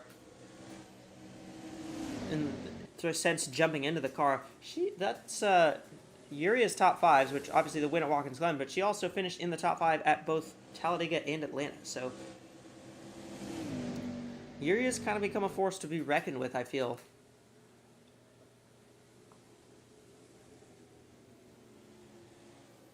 And I mean, for the 17 car, which had one top 5 the entire season, and in fact, I believe only had 2 top 10s during the regular season with Dura Reister driving, Yuri has really managed to make that car look a lot more respectable, I think.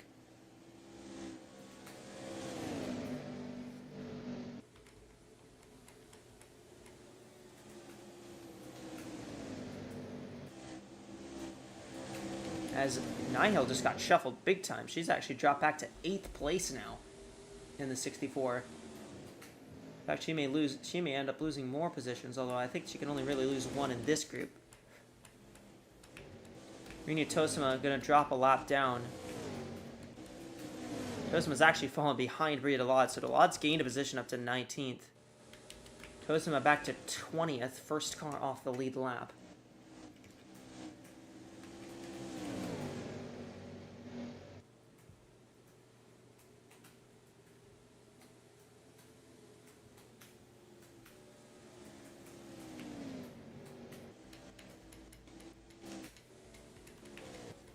As it is right here, there's Yatika Chantaze, who obviously got the free pass on our most recent yellow. Chantaze's doing a great job climbing back up through the field here.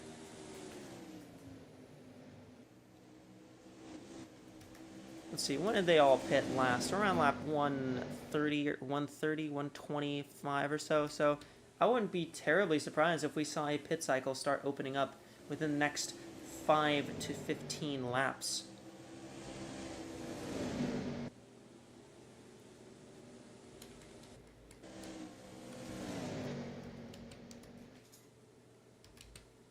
Just reset that real quick.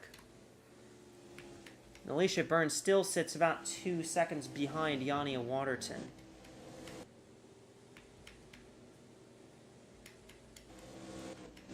Abby Little third. Isa Javido, who started on pole for this race, still up there in 4th.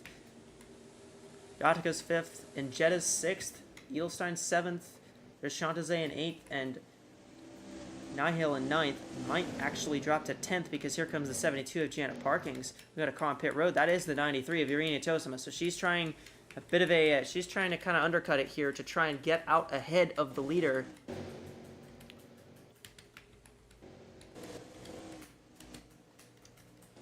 Before the caution flag. Before the pit cycle finishes. And then hope for a yellow flag.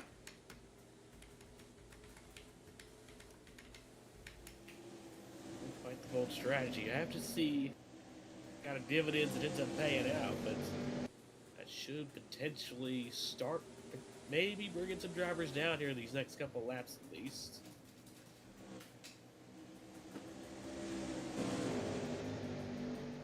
Well, right now the appeal seems a bit low. 96 is in. I see the 96 in. Got a couple. I don't think she was towards the front, but I mean she's in. There's Brie Delod again running down a cylinder now. 98 of Ajar Siraj is in. See Mila Chestina's coming into the 42 as well. And the 21 is now on the apron blowing up. Oh. Well, bad day. If a bad day couldn't get worse for Amani Wandayo. Oh. Jeez.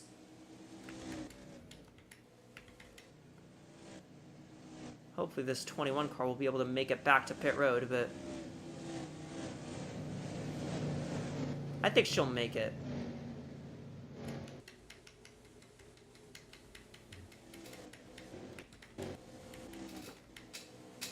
Yeah. Bit of a close call though there by the 13. 22, Davison is on pit road. She's also kind of trying that early pit strategy.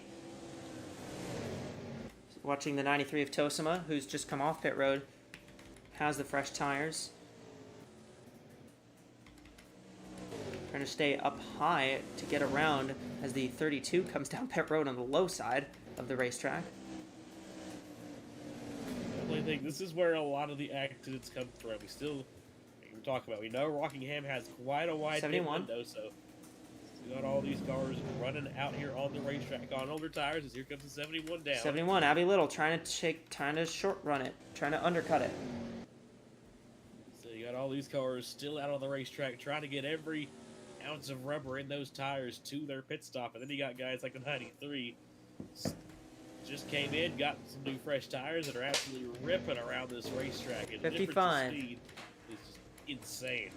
So the 55 was in.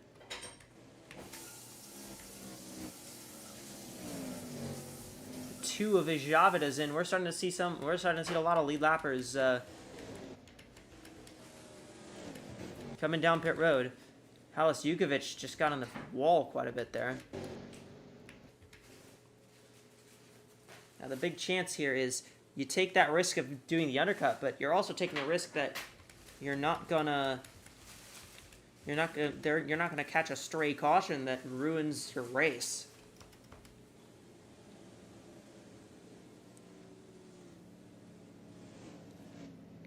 And I mean, we're getting close to the mid-race report, so, you know, you're getting close to that basically guaranteed caution.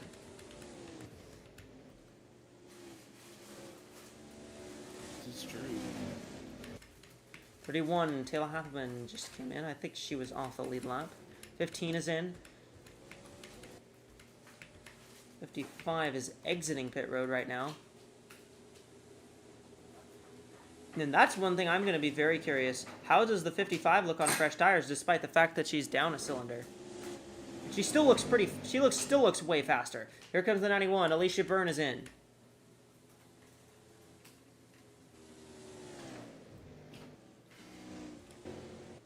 See the 6 of McJasmine exiting pit road. 55 again just doesn't really have the straightaway speed, but.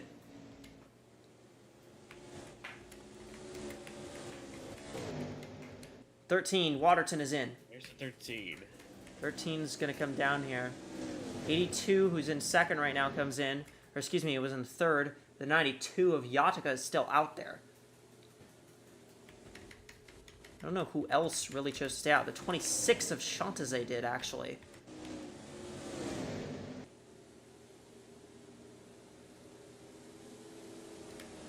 Oh, be careful. 92's coming down now. Yatica does get a lap led, although I think she already had one. I believe Chantaze is going to stay out another lap here. Yuria will be in.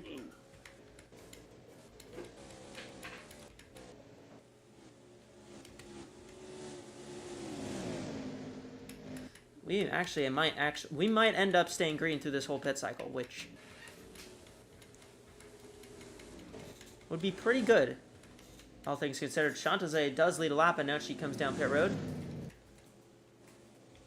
I don't believe anybody else needs to pit, so I think that was it for coming down pit road.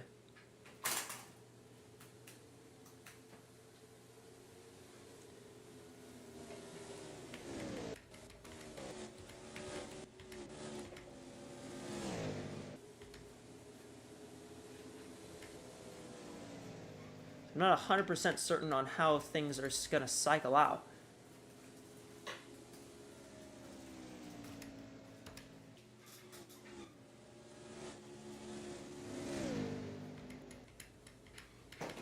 '26 is still on pit road, getting that repair.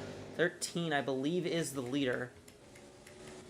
It's then the 96, and now, right now, the 93 of Tosima actually gained a lot from pitting early. Look at that. She's in 4th place now. Will that stand, or she's actually going to be net 3rd here. Will that stand? I don't know.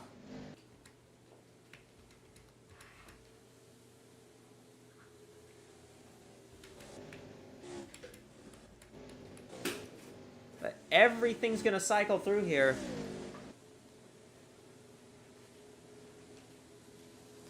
And we did get through a full green flag pit cycle this time. So it's Waterton. Hey. It is Waterton, Rugatino, and Tosima is now 3rd.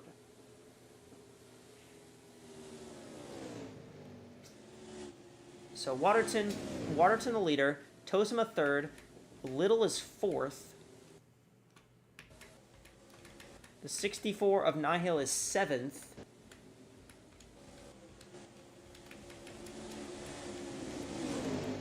Davison in the 22, I believe, is currently lap in 16th.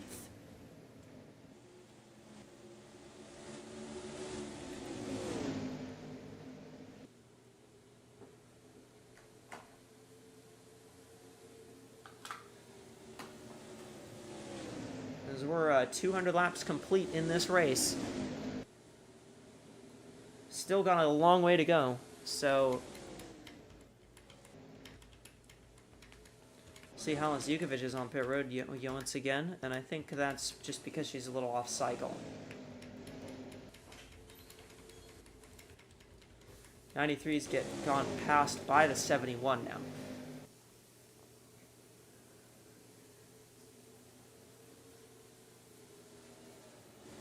And now the 93 will get passed by the 91 as well. So for Tosima, a great strategy. Actually managed to get out third with everything. How well is it going to pay off? We will of course see in due time how well it pays off. But right now for Tosima, it doesn't look too bad.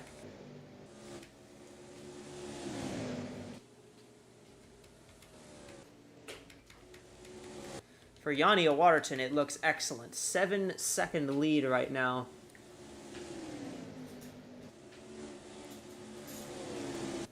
I mean, not much can throw that off. Like, it's up to 8 seconds, and the 13 did pit a lot later than a lot of these other cars, so...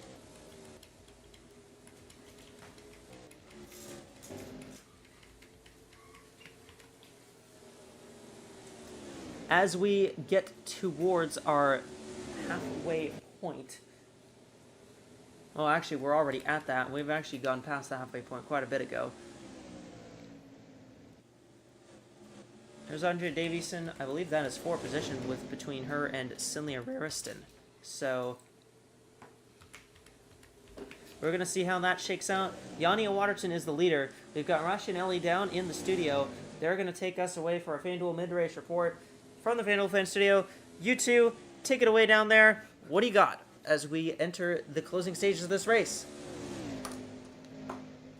Well, right now we're watching the 13 of Yania Waterton just kind of break away from the pack a little bit, leading by 8.88 seconds ahead of the 96, Evangeline Rugatino. Quite a few cars taking advantage of the undercut for now. Right now, I mean, the big beneficiary, what is running there, 19th place, so pretty much exactly where she was running before. But I was going to say the big beneficiary of the wherever she is, there she is. The 93 who came out well ahead, but the thing is, yeah, she's on those older tires. We'll see what happens with her. She's on those older tires, but she is also running a little bit damaged. We'll see how this runs out. If you're Tosima, right now you might want an early caution just because that kind of resets the field in terms of tire wear, because everyone's gonna come in. I feel like everyone's gotta come in when the next caution comes out. You're looking at Avia Yarshars running 21st place. Still kind of within that battle, but still needs quite a few positions. I think if she's gonna, get back to the being above the cut line. Andrea Davison is 13th right now. I think we've taken stock of just about everyone here. Think so, yeah. Oh, there's a car nearing the wall. That was almost a caution, but no, the 27, I think, managed to save it. Gonna keep going. 23rd of Malixon, I think, is right behind this. Yes, running 23rd right now. So let's see how this kind of shakes the points up here. Obviously, the usual suspects, the three who were above are gonna be still going to be good. Malixon and Jukovic still doing well in points. They're 3rd and 4th right now. Little running 2nd is above them, 1 point above them with 23 points. Although Jukovic, well, if Jukovic can hang on to having the most laps led here, that would mean she would be slightly ahead. But Waterton looks like he might be trying to stake a claim for that as well. Right now, Waterton leads the way. With Waterton leading, that does mean she's 5th and in a position where she's effectively impervious. But if she does drop a spot to the 91, who is running actually pretty far back, she's actually pulled 3 seconds. Yeah, she's pulling away from the field, actually. So 13 managing to take advantage of both the overcut and a large gap at the front. But if she does fall to 2nd, Tosima would be in the best spot. to gain because she is only 2 points down as they run. But with the 13 leading, it doesn't really matter at the moment. That 5th place spot is locked down on is locked in on a win. As we continue to watch. Let's watch. I think we'll go watch that 91-71 battle. That's kind of in the mid, looking for second here. Yeah, they've been kind of trading places. They've been pretty close, I think. Yeah. Yeah, they've both been pretty much about the same pace, it looks like, and it's been a pretty impressive run from both of these drivers. Yeah, these two obviously, both of these drivers kind of looking for good results for different reasons. Obviously, Little wants to get up in points, try to get herself in the final 5. The 91 of Alicia Burton looking to get her second top 5 of the season. Hasn't had one since back in Denver, very early on in the season. 11.68 now. This is the gap. It's closed in a slight bit, pulling away from the 71 in the meanwhile. As we move back here to watch the 13 of Waterton negotiating through traffic. Next car up is 22nd place Lily Tolberson. The 21st place Eva Yarshrosh. Both of them, I think, on the end of one lap down. Yes, they are. It's kind of negotiating through the lap traffic here. Watching the 39 and 98 trading positions here. Waterton will follow the 39 past the 98 here. And that's the thing. The thing with the 93, is that, or basically any car that took the undercut is, ooh, that was close right there too. The 17 bounced off of this. The 17 bounced off of the 38, almost bounced right back into the 91. But if your car that took the undercut, you kind of, that's the thing, with the cautions. If you came in early and took the undercut, you don't want the caution to come out, in the pit cycle, because then you'll be stuck a lap down. But if you took the overcut, you don't want the caution to come out immediately, because then that'll put you in a net loss of positions, because almost certainly everyone will come in to take tires. Yeah. On the intervening caution. 93 now about to be lapped by the 13.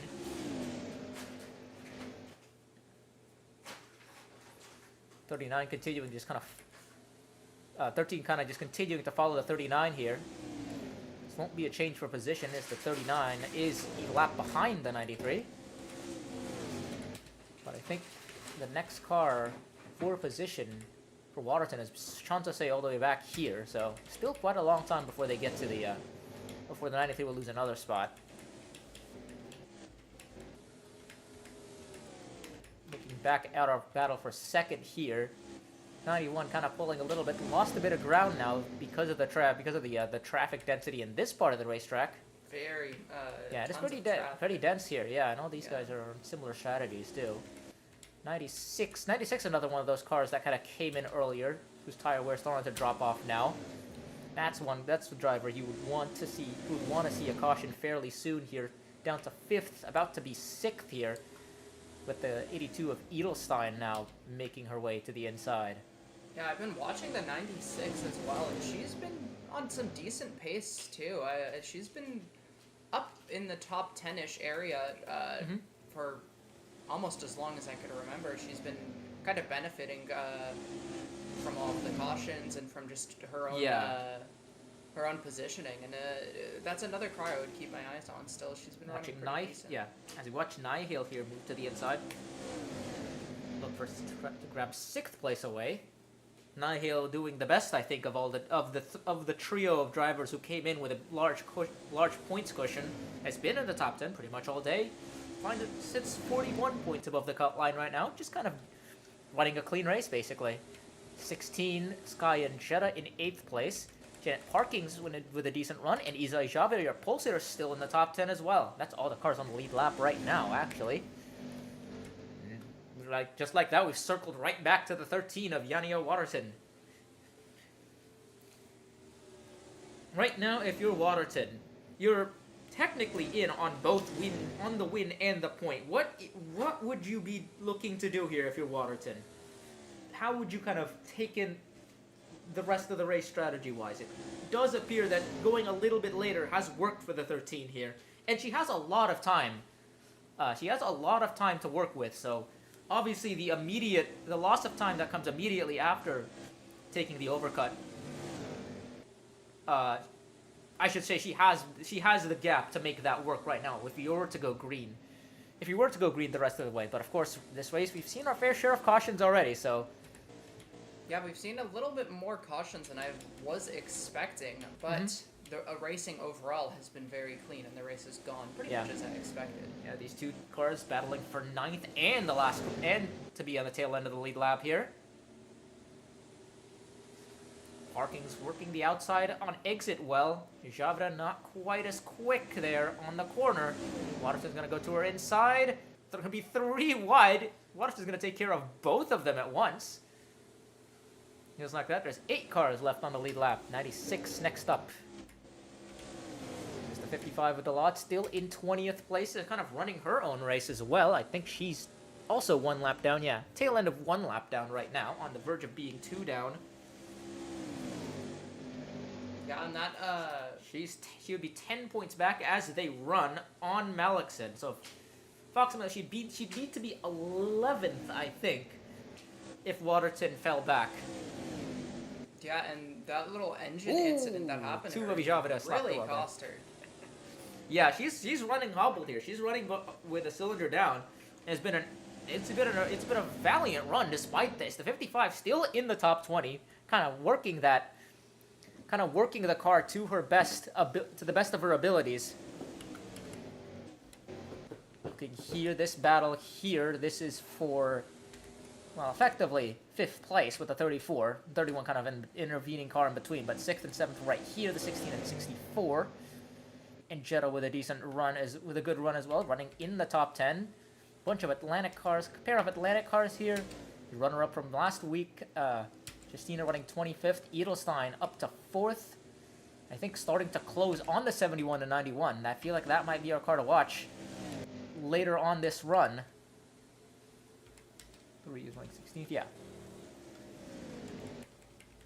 I think we'll go with the 82 here. Edelstein looking fairly quick. Looking at her lap times here, last lap time was in the 24s.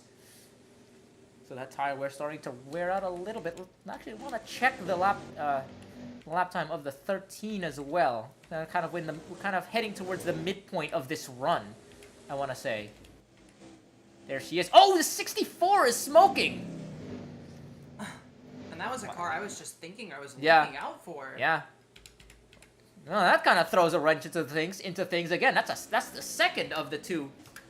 That's the second car that came into this race fairly comfortable in points that has been thrown out of contention right now. That's gonna drop her to 33rd if she is unable to continue in this race.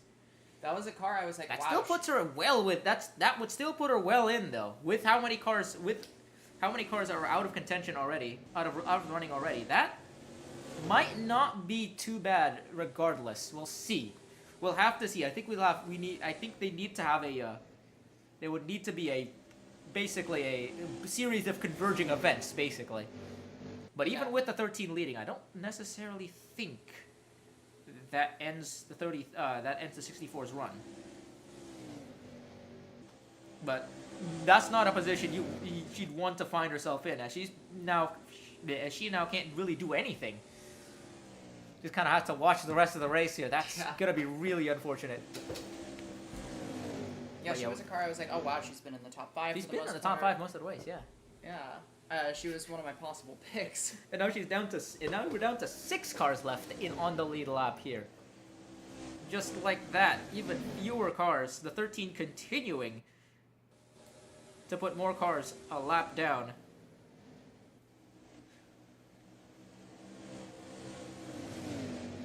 And yeah, I mean, we talked about the 64 as a potential fan pick. Wouldn't think she's one anymore. What do you think then, Ellie? Who do you have next up then? Well, look, I mean, there's somebody leading right now, and she's running. Wait, hang on, hold on a word here. The 60 of This is- And the world just happened. The 60 just hit the outside, the inside wall. Saved it again. That's the second time we've come off close. Came out with almost a caution there. The 27 of Garnston did the exact same thing, spinning on the backstretch, but catching it before it can something bad could happen. Is the 93, I think, coming in again here to grab tires. She's really on a Hail Mary strategy here. So back to what you were saying before. Well, the 13 is leading, with a really strong lead, and she has a massive gap. But my thing is I don't know what's going to happen if there's another caution or another green cycle. I mean, who's going to benefit? Who's going to, possibly even take her position? I don't know if she'll end up cycling out first again. So that's the thing. There are plenty of cars who look really strong. The 82 looks strong. The 91 looks strong. More cars coming in. I can see the 98 there coming in as well. But yeah, the 91, 82, 71, they all look really strong. So it's a really hard kind of situation to actually make a pick here. Yeah. I feel too early, honestly. I don't know if I can make a pick. All right. I mean, I'm going to go with the 13 just because on strategy, I feel like her coming later down this pit cycle kind of gives her the flexibility to kind of make things work, I think. Because she came in later than most other cars. That means she's on the best tires. She can kind of choose when she can come in every in the intervening cycles here to kind of maintain the gap a little bit and to make sure that she doesn't either get caught trying to do the undercut, losing the advantage, or trying to potentially losing the lead because she stayed out too long. She does have a 17-second gap, so she has a lot of time she can kind of burn off while doing that. So she's in kind of an advantageous position here, but in the case that her strategy doesn't work out, then I think you have to look at someone like perhaps a Katrin Edelstein, who's on a similar strategy, I feel like. Though I think she may have come in last time. No, she hasn't come in just yet, so she's still out there trying to run laps. She's kind of on a similar strategy where she can come in a little later. She's still on the lead lap, and I think on the tire cycle faster than both the 71 and the 91. So at the very least, she's penciled in for second in terms of on that strategy. But if anything happens to the 13, I think you should watch out for Edelstein to do something here.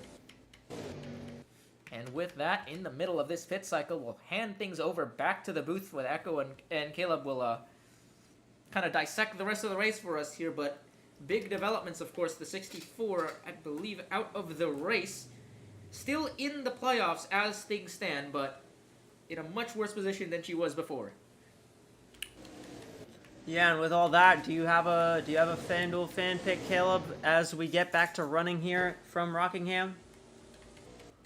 Honestly, I really do like where that 13 is sitting right now. Water City is in a great spot out in the lead, and like they were talking about, has a solid gap and solid strategy built up at this point, to the point where they could pretty much just about do anything that they wanted to at this point. But still, this race has just thrown so many curveballs, we don't really even know where to look. We just saw it during the mid-race break, and we're seeing it right now as the 13 slams the outside wall of turn number 2. This race has just been full of surprises, full of unpredictability, and we still don't really know how the latter part of this race is going to shake out. But honestly, I'm looking back into the second position. I'm looking at that number 91 car. Like I said, they showed a good amount of speed in the first couple of laps of this race. Led for a little bit there. Kind of got shuffled a little bit after some early cautions, but they made their way back up here through the field. They're now back up into the second position. I really like Alberta City right now, and that number 91 there, the second position. I'm going to go with a bit of an odd one here. I think I'm going to take the 93 Verena Tosa. Maybe she won't win. Oh, as the 82 blows up! Oh, no!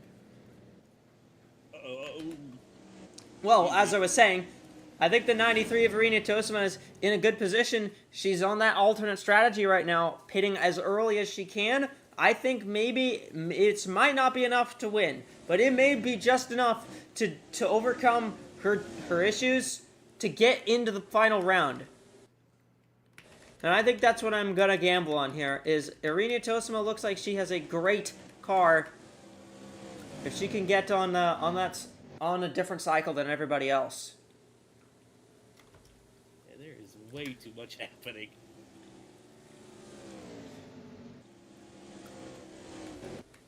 Yeah, Edelstein had an engine failure last week from the top 10 as well. Yania Waterton has not come down pit road. And I believe everybody else has. So as it stands right now, the 13 is actually the only car on the lead lap. But I don't know how long she wants to keep that right now.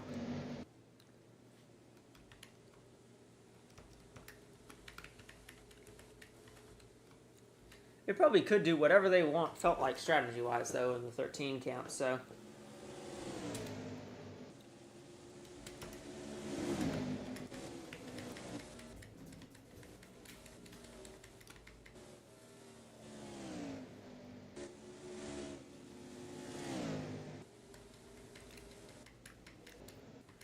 $16, I see the 38 is in. 13 is still on the racetrack at the moment. I mean, we'll see what she does, but 13's in a very, very, very strong position with that huge lead that she had. Again, I just don't know if I want to stay out that long. Even if I have an 18-second lead, I still don't know if I want to stay out that long.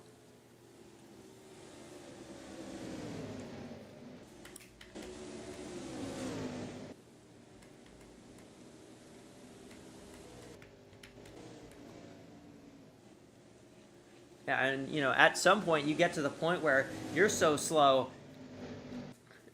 that you're so slow staying out here like this that you may not even be able to get down to pit road because you're getting blocked out of pit road by the cars passing you. Some contact up there. Front of them. Yeah, there's contact in front. 13, I believe, is in now. Here we go. Ooh, 71 almost got into the 17. They are getting... Wow. That was a lot closer than I would have liked to see as well.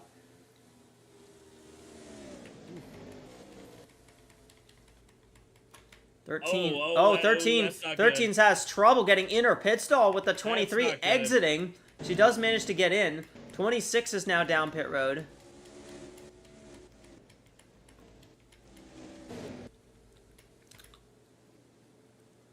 Of Sophie Chantazet, but Waterton with trouble getting down pit road and into her stall.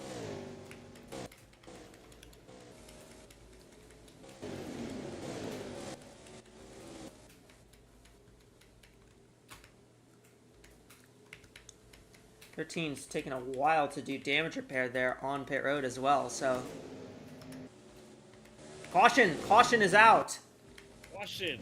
Oh, we have cars upside down! Jennifer Wilson, or excuse me, Emery Wesco, Taylor Happeman. What on earth just happened coming to pit road? The 93 of Tosima!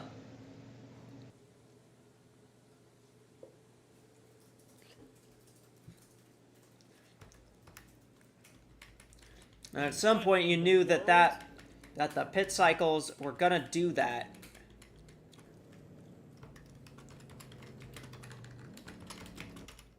They decided to be clean for the mid-race break. I don't know who the free pass car is. I think it might be the 72 of Parkings.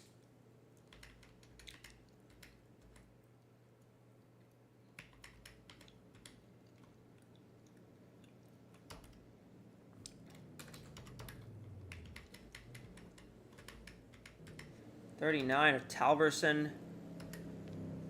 Down the apron.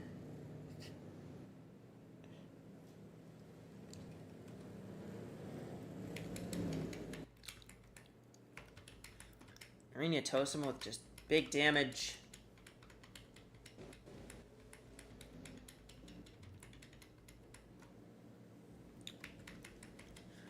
Waterton obviously still running, but...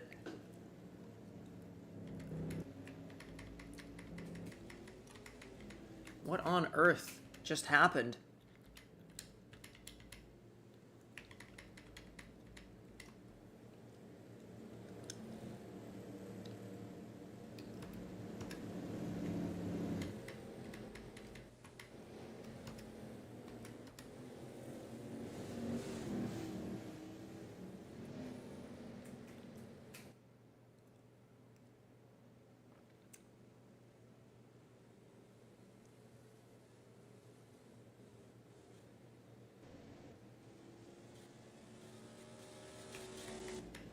Okay. I guess you can do that if you want. Rather unorthodox, but go on. The 91 of Alicia Byrne is the leader.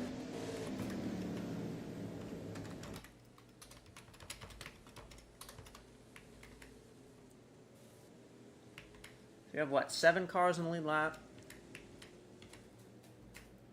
34, 96, and the 34 and 96, I believe. We're going to have a lot of wave rounds from the top 10. Well, let's see if we can go back and see what on earth just happened to bring out our caution.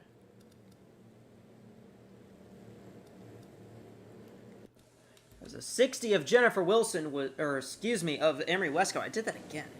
I still think it's the Continental race. Was upside down, flying through the air when I cut to her.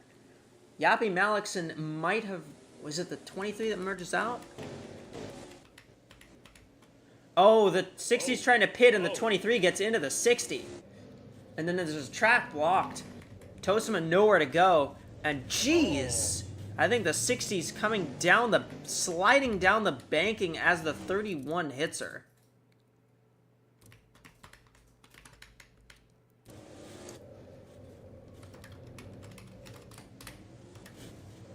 Yeah, 31 just happens to hit the underside of the 60 there, and that's what sent her flying.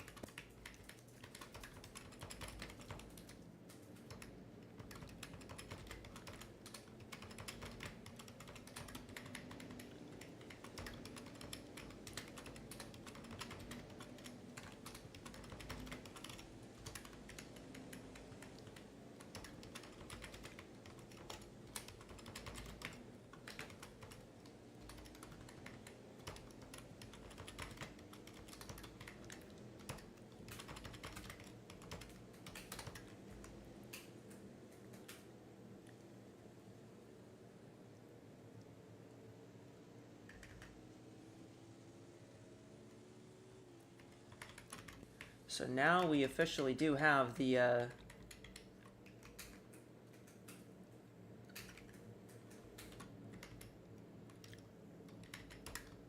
the 22.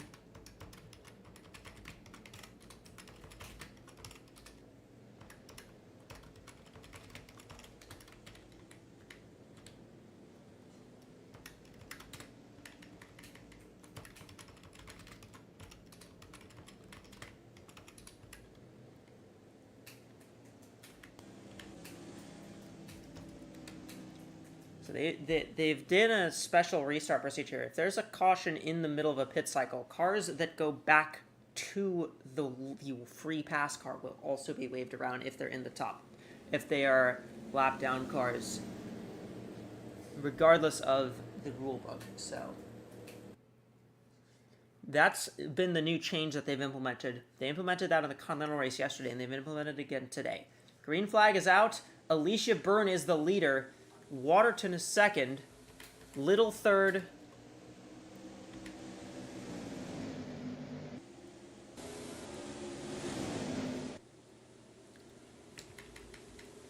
High drama here in Rockingham as we get back to green. Waterton trying to take the lead back from Alicia Byrne. Here comes Abby Little in third.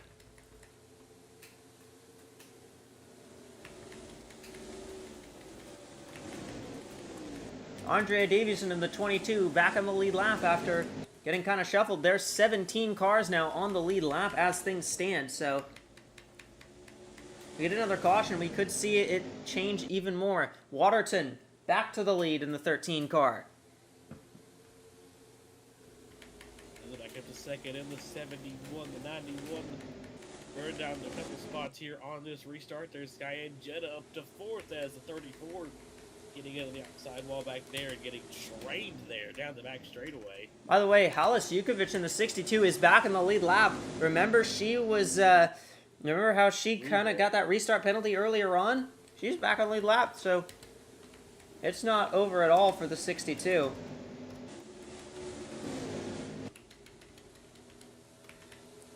Little been shuffled out. Here comes Alicia Byrne. Here's Sky and Jetta. 13 is already looking to pull away again. That 13 just is fast. And Jetta takes second. Rugatino is third. Here comes Abby Little to fourth on Alicia Byrne. The 91 will filter in. And I mean, right now it's looking like that 13 has the best shot at taking this... at taking that final spot.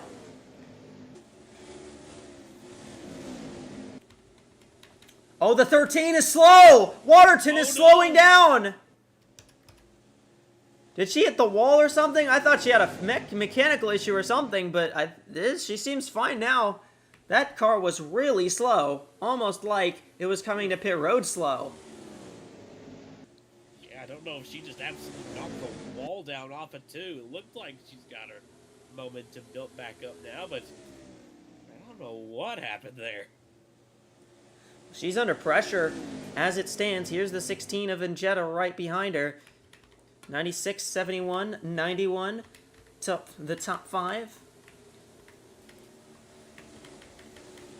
Andrea Davieson's made her way to 10th place in the 22 car. So, more things change. We may see somebody, if that 13 is maybe knocked out of the lead here fairly soon, we could see some things happen that could get, like the 22, into a position to battle.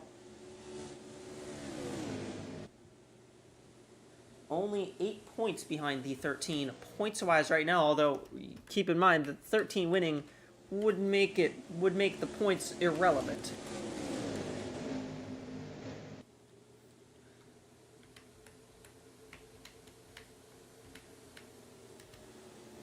You see Davieson climb up to 8th position. They're 3 wide here. That was very close coming off turn 2, but luckily nothing happened. That's actually a couple lap cars alongside Gabriella. Rugatino has taken second away from Sky and Jetta.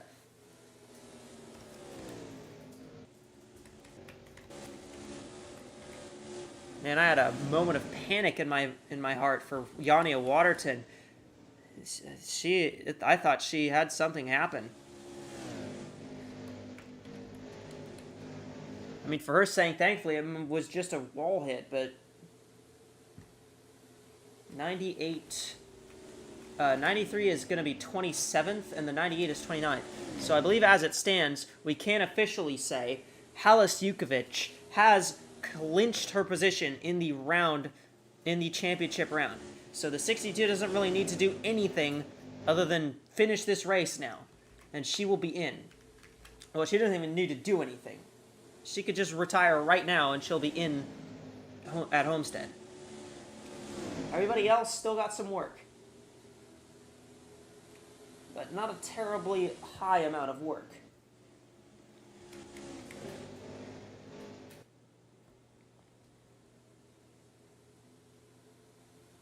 Oh, 23, excuse me. 23 is 22nd. The 55 is... see if I can find the 55. The 55 is 20th still. As it stands, it is 5 points between the 13 and the 22. Davieson continues to climb up the grid. And here we go. Fight for the lead, as here comes Angeli Rugatino on Yania Waterton. Oh, the 16's blowing up from third.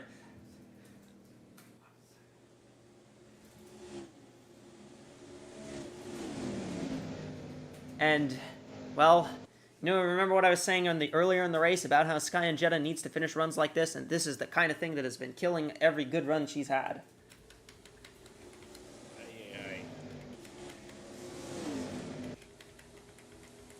And another big reason as to why Anjetta's very much rumored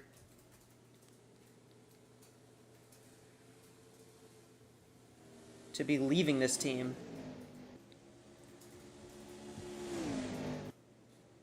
Ooh, Waterton got the wall again. Waterton's in the wall. Maybe struggling a little bit in the dirty air now. The 96 has gotten by.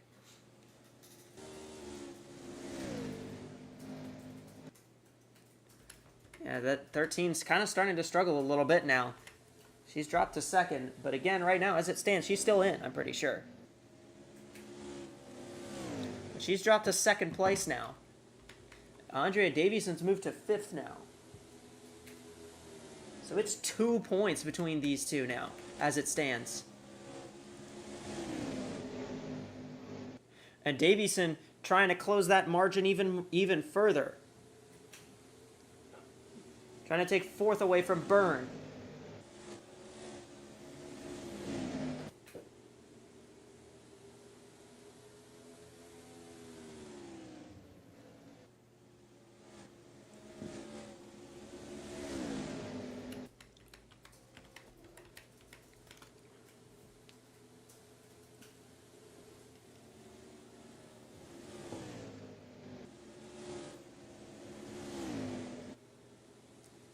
Andrea Davieson now up to fourth. It's 1 point between the 13 and the 22.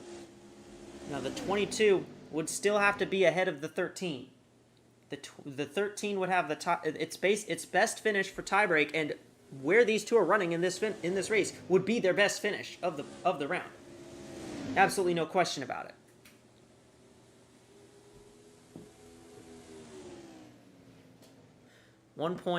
It's 1 point barring the most laps led point, which very well could belong to Waterton at this point.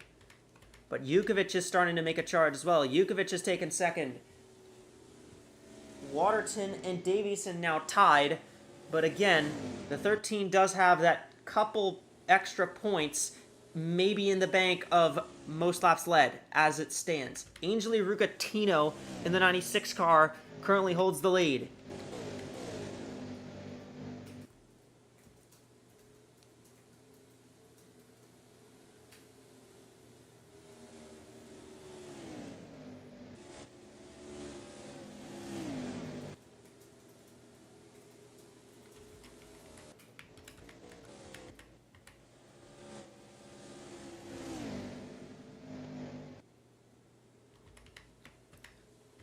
So we get closer to about 100 laps to go. Davieson's still in fourth. Now Davieson's trying to close as much as she can. And she's getting closer and closer to that 13. I thought that 22 might have been out of it earlier because she had fallen way back. She's climbed back up through. Fastest lap point still belongs to the 96.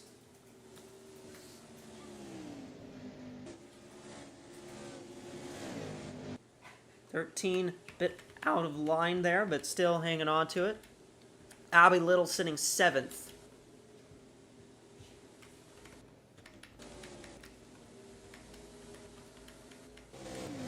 Really, no real other playoff currently lap. Delad's moved up to 19th. You've got Alice Jukovic in second, trying to chase down Rugatino.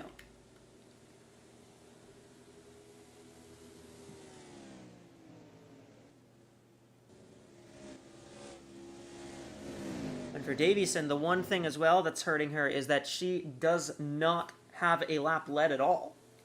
Davieson needs to get that.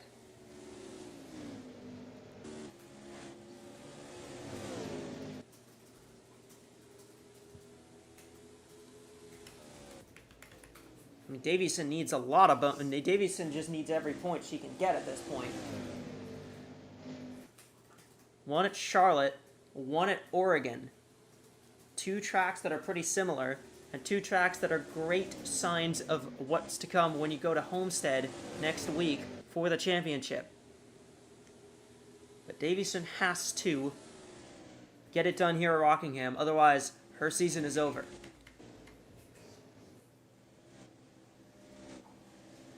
If you're curious about the owner points race, which is in fact a race that it runs on the regular season points, that came in, the 64 was ahead of the 23 by 1.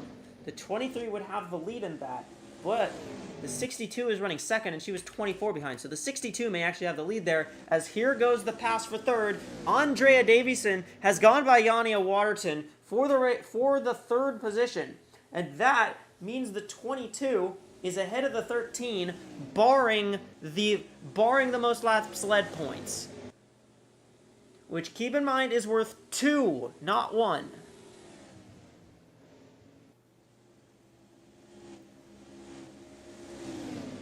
But as it would stand, Davison would now hold the tiebreaker. So if the 13 has the most laps led right now, the 22 would have to still gain 1 more position.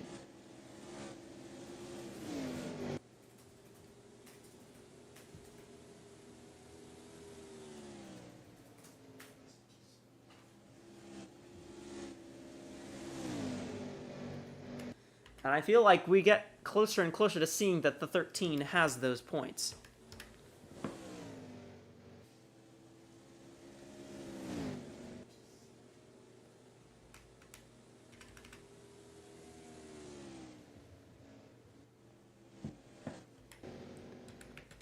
So Rugatino's still out front. And now Waterton's really dropping back. She's actually, she's fallen behind a couple of these lappers right now. And interestingly to note as well,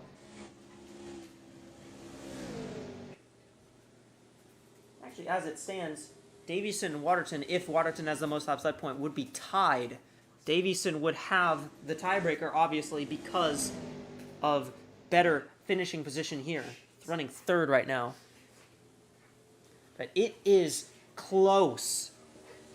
Very close for this final position. In Homestead 2011 levels of close here at Rockingham, and pretty much it's been a brawl between the 22 and the 13 as has gone along. And I don't know if it's maybe just some damage that they got after slapping into the wall those laps ago, but that 13 really kind of starting to fade now falling into the clutches of 32 for the 5th position. And I don't know, they might have to make some serious adjustments next stop, as into the wall again goes the 13, and they're going to lose 4th. Rariston takes that spot. And even worse news for Waterton is that she's now lost even the tie on most laps led points.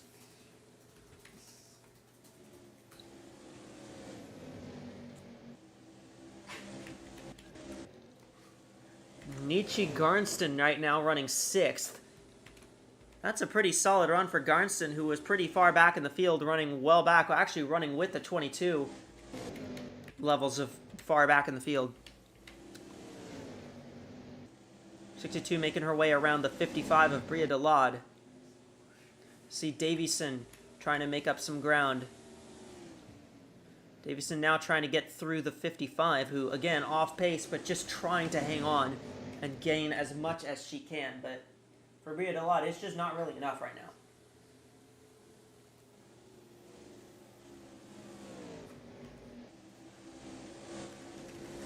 As it stands, where our playoff cars run, Jukovic is 2nd, Davison is 3rd, Waterton is 5th, Little is 8th, and then you get to the others who are laps down. You have Bria Delade currently scored 19th, Yappy Malikson 21st. And that's all of the playoff cars that are running in the race. 8 car of Schliesenbach is coming down pit road. I think we are expecting that we may have about 2 more pit cycles left in this race.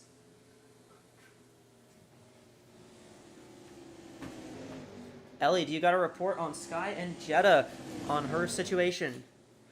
Yeah, another disappointing I guess situation for that team. It looks like the valve just broke on that car, and that's what took her out and made her engine just go.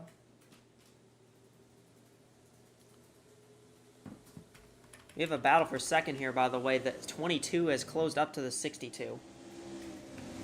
Davison's got to be careful. Don't want to hit the wall. Honestly, that 62 is kind of reeled the 96 in a little bit.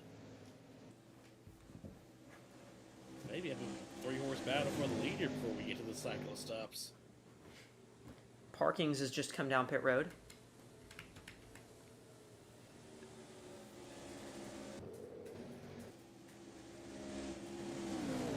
There are 3 cars all within a 2nd of the lead.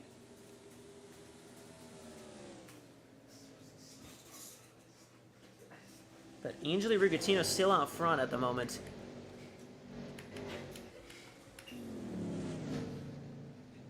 Riddlelight's coming down pit road.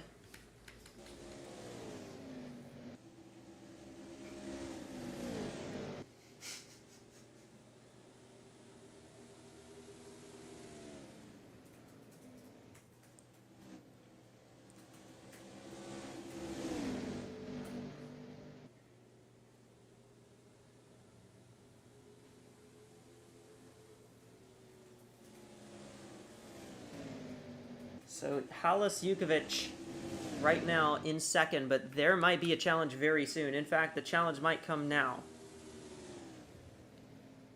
from Andrea Davison.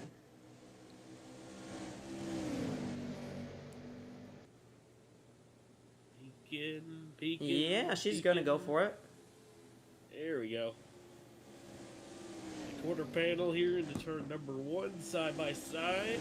Gonna get clear. So there's cars coming off pit road in front here. She's not clear, but she might clear her in 3 and 4. Yes. She's got it. Second goes Davison, and doesn't look like Waterton has now slipped back to 6th. Yes, Waterton has dropped back behind Garnston now. And I think Waterton's car is falling off on the long run now. Yeah. Maybe it was better for Waterton not to show her hand that early, because she got away, and I think some of these cars may have adjusted based on what they saw that 13 doing. Several cars have come down pit road, so we're about to see a pit cycle, and we may actually see 2 pit cycles before the end of this race. Barring something absurd like a caution coming out.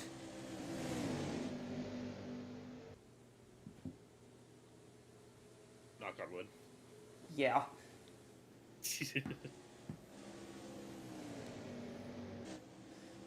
Look, now that I've mentioned that the caution's coming out during the pit cycle, it's not going to happen. That's just the method. Shall see if the method works. I say that as if that didn't happen the last one.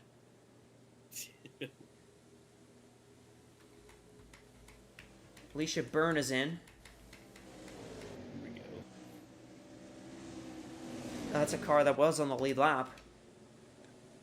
So we are starting to see some of our lead lappers down pit road.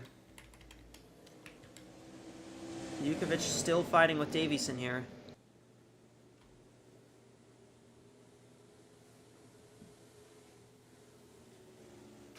Rewind. Hey, we're absolutely going after it. I mean, these are lap cars that have fresh tires as Jukovic got the wall. And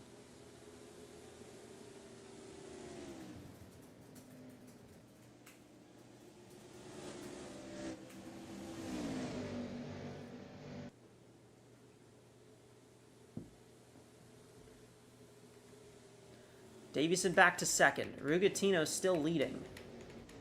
More cars. The 15's up here. The 13 has come down pit road early, trying to gain that advantage from, trying to gain a bit of a jump here. It's gonna take a while to repair damage, but I think everybody's gonna do that. This 96 is in, and Davison is not gonna be able to lead a lap because the 62 just took the spot away from her. If I'm Davison, I want to stay out as long as I can and try to lead a lap. Because that point is going to be something I need. Absolutely need. oh, Yeah, she's going to do it. 22 will stay out and lead a lap. all right. So bonus point to Davison, finally at lap 313. And that is a big benefit to her, because that's a point that's absolutely crucial. She may be on the overcut here, but that strategy, the overcut is not a bad strategy at Rockingham. Now she's in. And again, I think this pretty much locks in that they're going to have to pit at least one more time, because you can only go about 60 laps on tires, and that only brings you to about lap 370 so. 375 or so. Yeah, definitely like the strategy of the 22. Got that lap lead, which, like you said, all points are crucial for this 22 team. And like I talk about, I do think we're going to get another pit stop in this race, so we are going to let this tire run out. So that's 22. I'd definitely be watching out for that car as this run does go along. We'll have to see if they lose any considerable time here in the short run, but they will have a lot fresher tires compared to the competition. I mean, it's 2 laps, but 2 laps here is still a big deal, so. Yeah. There's the 27 of Garnston. There's the 13. I don't know where the 13... Oh, there's the 13. I see the 13. She just went by. Another 13 did spend a decent amount of time repairing damage. I don't know if the 22 did. Oh, no, the 22 did repair damage, but she didn't have a lot of damage to repair, so she may actually be the leader. Yeah, she is the leader, actually. Oh, wow.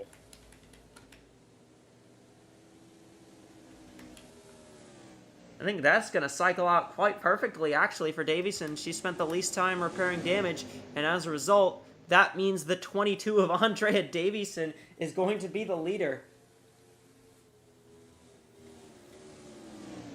Wow, okay. Still going to have... How many cars is Yeah. that on the lead lap? That's 14 cars that are on the lead lap right now. But she's going to put Garnston a lap down.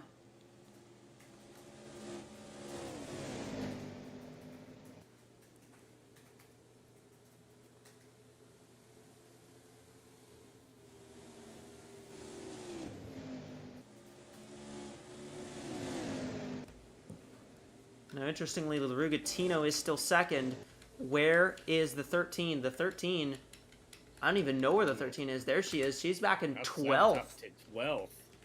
That's pretty bad for Waterton. And with this whole thing cycled through pretty much.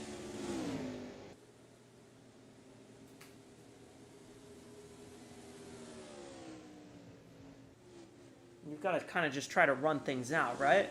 I feel like the 13 is absolutely locked up most laps led. I don't feel like even if the 62 gets to the front, she could challenge it. But again, we don't have the we don't have the numbers on most laps led as they run, so we're basically working on a guess here.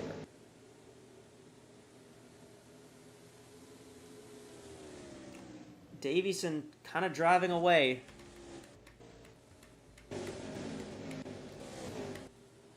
Jukovic now in 5th in the 62. And again, Jukovic in a great position because Jukovic doesn't have to do anything. She's pretty much in already. So Abby Little is 10th in the 71. And a season that was kind of marred a little bit by...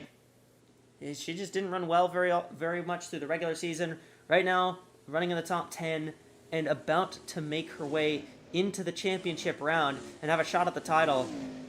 I mean, it's been an incredible turnaround for Abby Little through this second half of the season. She's run so much better. Ran well through the in-season tournament when nobody really gave her a chance. Advanced through 2 of the playoff rounds and looking very likely to advance through 3 of them now. I mean, you have to feel I feel like you have to feel for Abby Little, who has just had a generational turnaround at this point in the season, and she's done it all throughout on just pure points. No wins to boost her through these rounds. She's done it entirely based on points.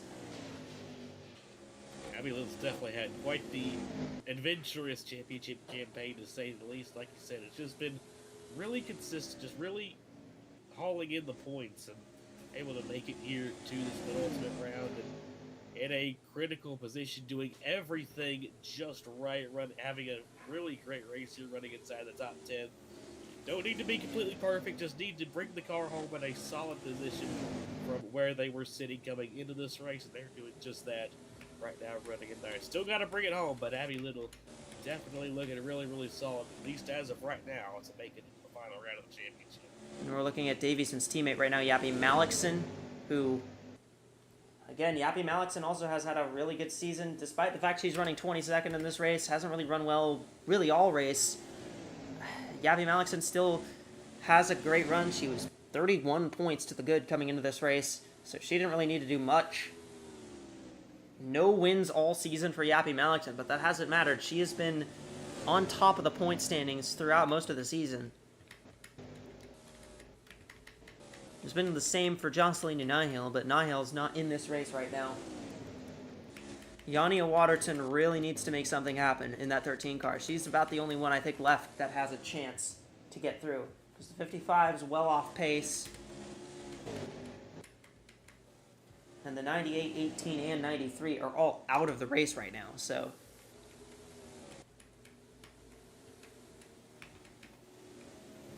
Rugatino has been pretty consistently closing on Davies in the last few laps or so.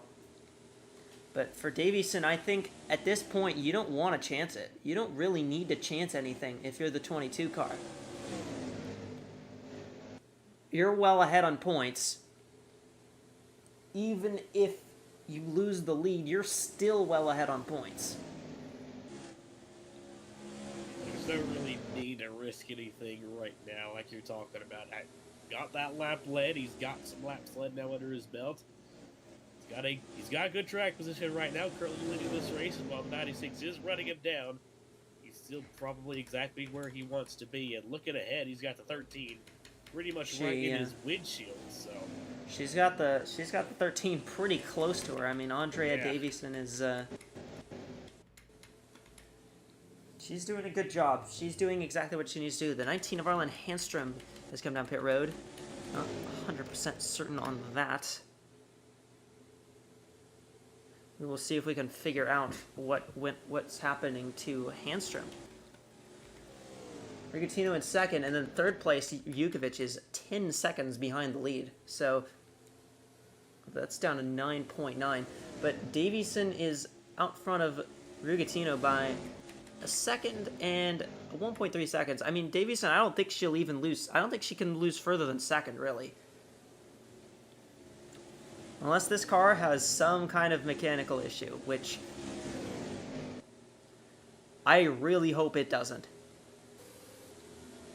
Knock on wood again.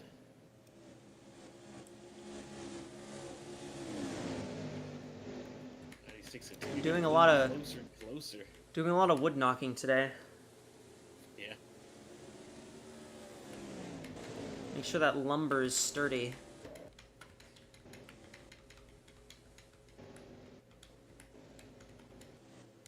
Waterton's managed to climb back to 9th. She did get past Paisley Yiria and actually Abby Little as well. So Little has dropped outside of the top 10, but that's not going to harm the 71 really a lot. She was about 20 points to the good.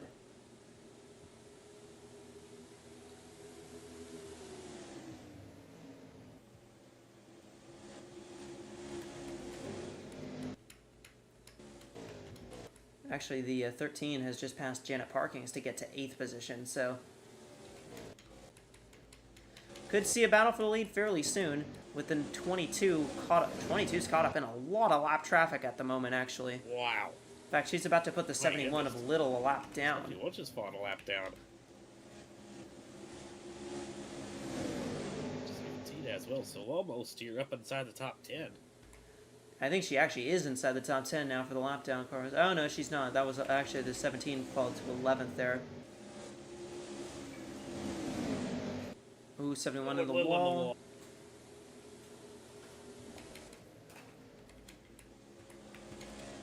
13's just trying to get away as quick as she can. Just because, I mean, she knows.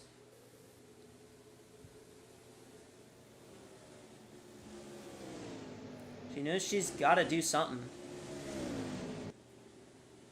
But it's pretty desperate now for Yania Waterton. Yeah, but I think if you do get put a lap down, then unless something happens to the 22 directly, it might just be curtains. So, I mean, for Waterton, it's rather impressive she's at this point in the first place. I mean, she came into this race dead last of the cars, still in. 17 points behind the line, and still has a shot this deep into the race of being able to make it to the final round, but again, it's really going to depend on what happens to the 22.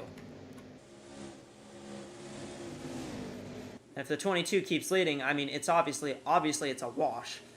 But if the 22 drops to second, then the 13 all of a sudden has something to race for again.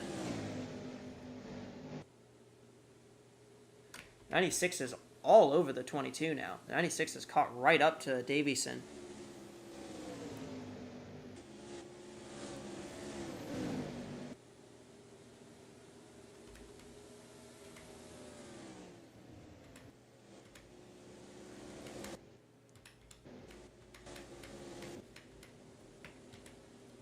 Jukovic still in third. I also figured I'd shout out Jukovic, 3-time winner this season, Daytona 500. She also won at Richmond, and then she won again in the playoffs at Kansas. And I mean, it looked like she was out. It looked like she was done in the second round. It looked like she just had nothing. But she managed to get a good run at Martinsville. She managed to just squeak out her way into the third round, and she's had an absolutely stellar third round. And with her future at this team in doubt, she's going to be one of their 2 representatives for the championship.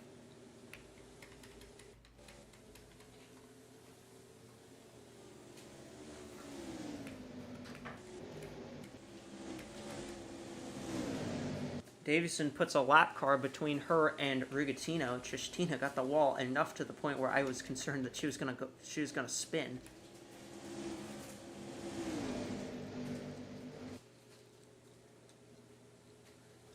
I would expect we might see our final stops start in about 10 to 30 laps. Because that window, I feel, absolutely opens at 370. I think at around 370 is when you're going to have to pit.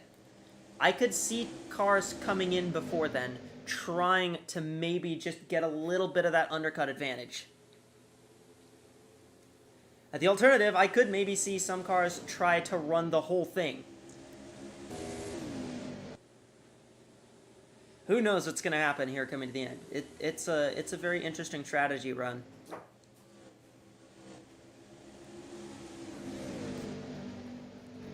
Because you can do 80 laps on fuel here. Pretty easily, actually. It's just the main question is, can you do 80 laps on tires?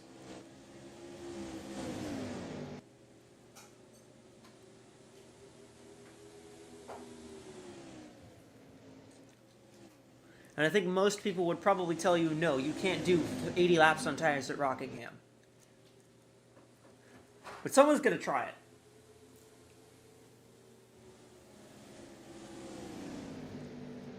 Waterton's about to be put a lap down here.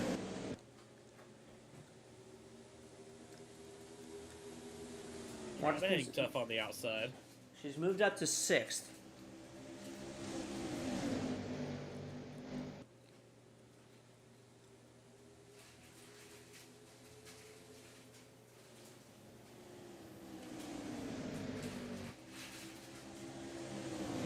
See, it's 5 points separating them, with Davison leading the race. And obviously, Davison leading the race wouldn't really matter even if the 13 is ahead of the 22 in points. But if the 22 slips to second, then it becomes 4 points.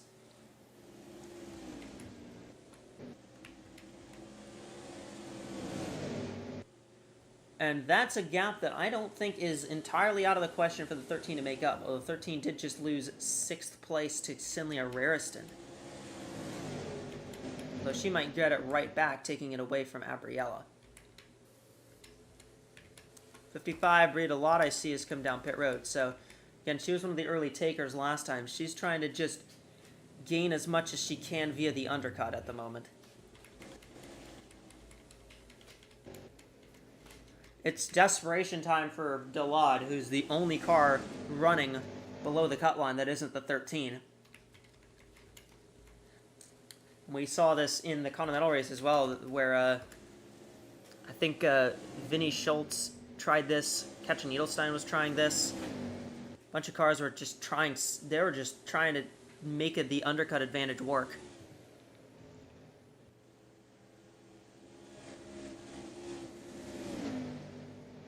And I almost said that the 13 was going to try it too, but I think I wouldn't be surprised if the 13 tried something like that, but I don't think she's going to do it. They were one of the earlier pitters on the lap cycle as well, at least a couple laps earlier. Yeah. Some of the other cars, so we could maybe potentially see it. Maybe not this early, but it's still within the realm of possibility. It's not going to be this early, but maybe in about 10 laps. And honestly, I definitely do like the undercut call here on this last stop, considering we are getting closer to the end of the race and probably Yeah. won't get a full run in. It's gonna be a much shorter run. I mean, right now the run is about what, 40 laps, I want to say. The run is now 40 laps, so it's already shorter than the normal tire run. You run this race even longer, you run the tires even longer to run lap 370. That's only about 20 lap run. So, yeah, I could see that absolutely working. 22 is coming in on the undercut strategy. Oh. So Davidson's going to try to shortcut it. Wow, okay. There was All right. dirt getting kicked up there. Yeah, I saw that there's somebody kicked up some dirt, but I couldn't really tell where it was. So Davidson comes down pit road. Pile drove the wall. 96 of Rigatino now takes the lead. A bit of a risky move for Davison here as well, just because I think there's a lot of risk coming in this early, potentially sacrificing your lead position, and then say something like a caution comes out. I mean, this is playing with fire, I feel like, if you're the 22. Yeah. I don't know if the overcut is necessarily the safe route, but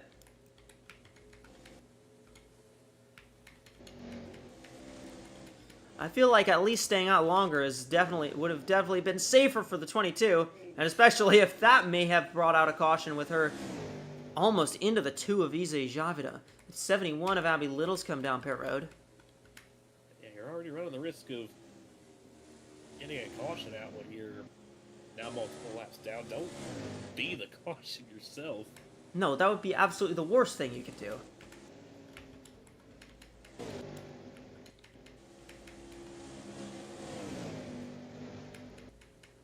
Be careful, though, 'cause 34 is in. It's the 96 of Rigatino, and again, the 96 actually has been behind the 32 for most of this time. The 32 is actually scored on the lead lap now because of that. I believe the 34 was a lead lap car before she came down pit road. So the 62 and the 32 are the other 2 cars on the lead lap at the moment.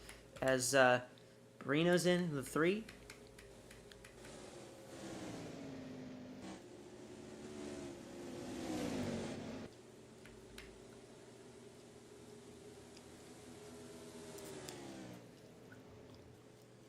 definitely needs to be a bit mindful here because, of course, they're on fresh tires. They're absolutely ripping around here, and alongside all the other drivers that are still on older tires. So, yeah, the difference of speed, we've already seen it in 96 this race. is in. Can't lead to calamity. 96 is in.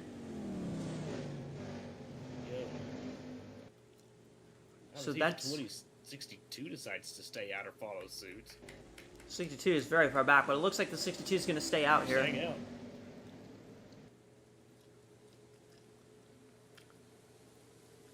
Now, this is kind of an inversion of what we saw on that first green flag cycle in this run.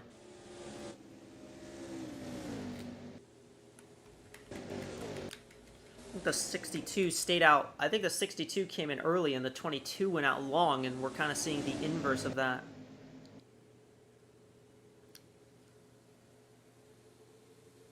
A little more dirt kicked up, I think, but not too bad.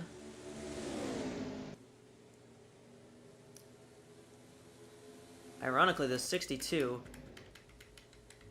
actually didn't even lead the last lap, although she did lead this one. Andrea Davison now, assuming this pit cycle can finish out, is in the absolute best position now to try and see this one out to the end. 27 and 6 down on the bottom. I think the 32 is still out there on the track. In fact, actually, yes, Cynthia Rairston currently right now actually the leader of the race.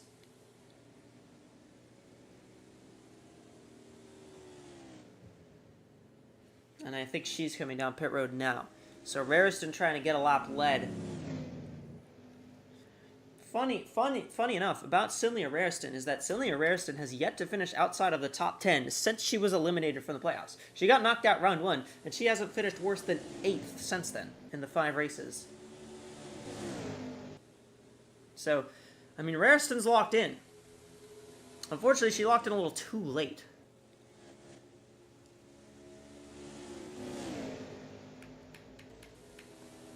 Whoa, that was very close.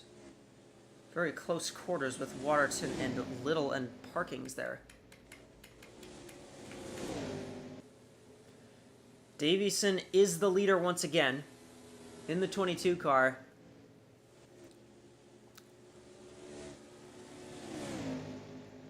And she has the lead by 14 seconds, I believe, over Angeli Rugatino. Wow. We did end up finishing this cycle. We did end up cycling this one out, so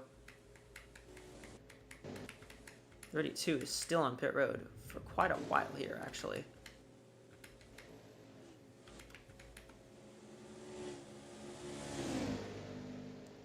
And now that's the thing for Andrea Davison, is just finish the race.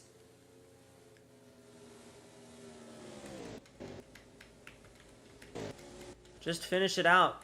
That's all you really have to do here, is just finish the race, keep it clean throughout the rest of this one, because you have a 14-second lead.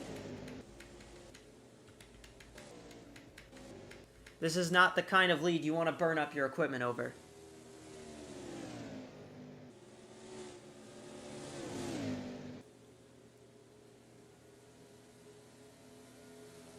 He seems to kind of be abiding by his time, at least as of right now, sticking in and now behind this one. He's just trying to maintain that gap a little bit to the 96. She'll probably be able to do it. She's got 25 laps, I think. Something like that. Yeah. Okay, I'll do the math.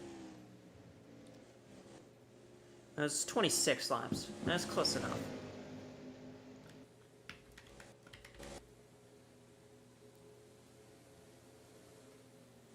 Got a lap car in front of her, De Gabriella, that's actually the 6th place car. So I think Gabriella's kind of working her way to try to unlap herself at least one time.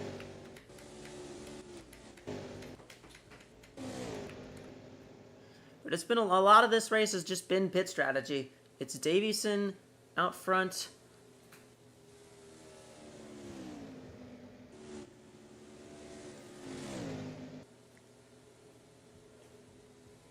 I mean, this is probably the first time I've seen this all weekend that we've gotten 2 consecutive green flag pit cycles in without a caution. With over half the field still in the race, too.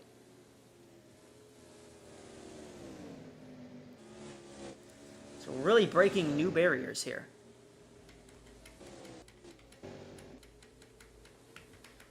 Angeli Rugatino in 2nd place. 13 seconds behind, but she's only gaining tenths a lap, which is just it's not going to get her to the 22. She wants to win this race. She's got to start making up, bunches of tenths, maybe seconds a lap. If we're gonna need to start needing to get some big chunks here if they do want to close in. Yeah, that's stuck gonna kind of closed in. Oh. Half a tenth there that last time by. Oh my goodness, they're going crazy though in front of the 22. I'm sure Davison doesn't particularly like seeing them go all over the place in front of her.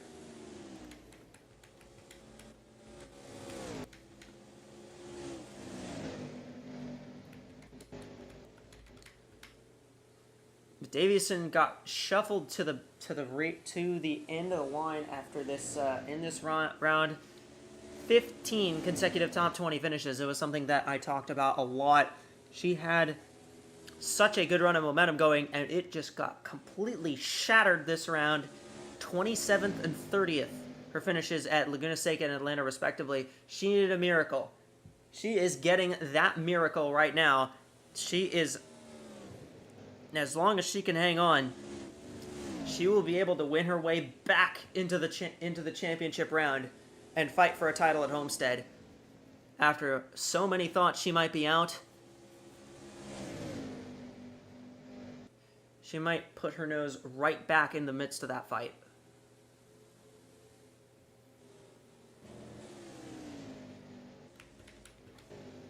And you can't really say it isn't deserved either, because even with how it stands, she'll still be ahead on points. She'll still be in the top 5 on points anyways.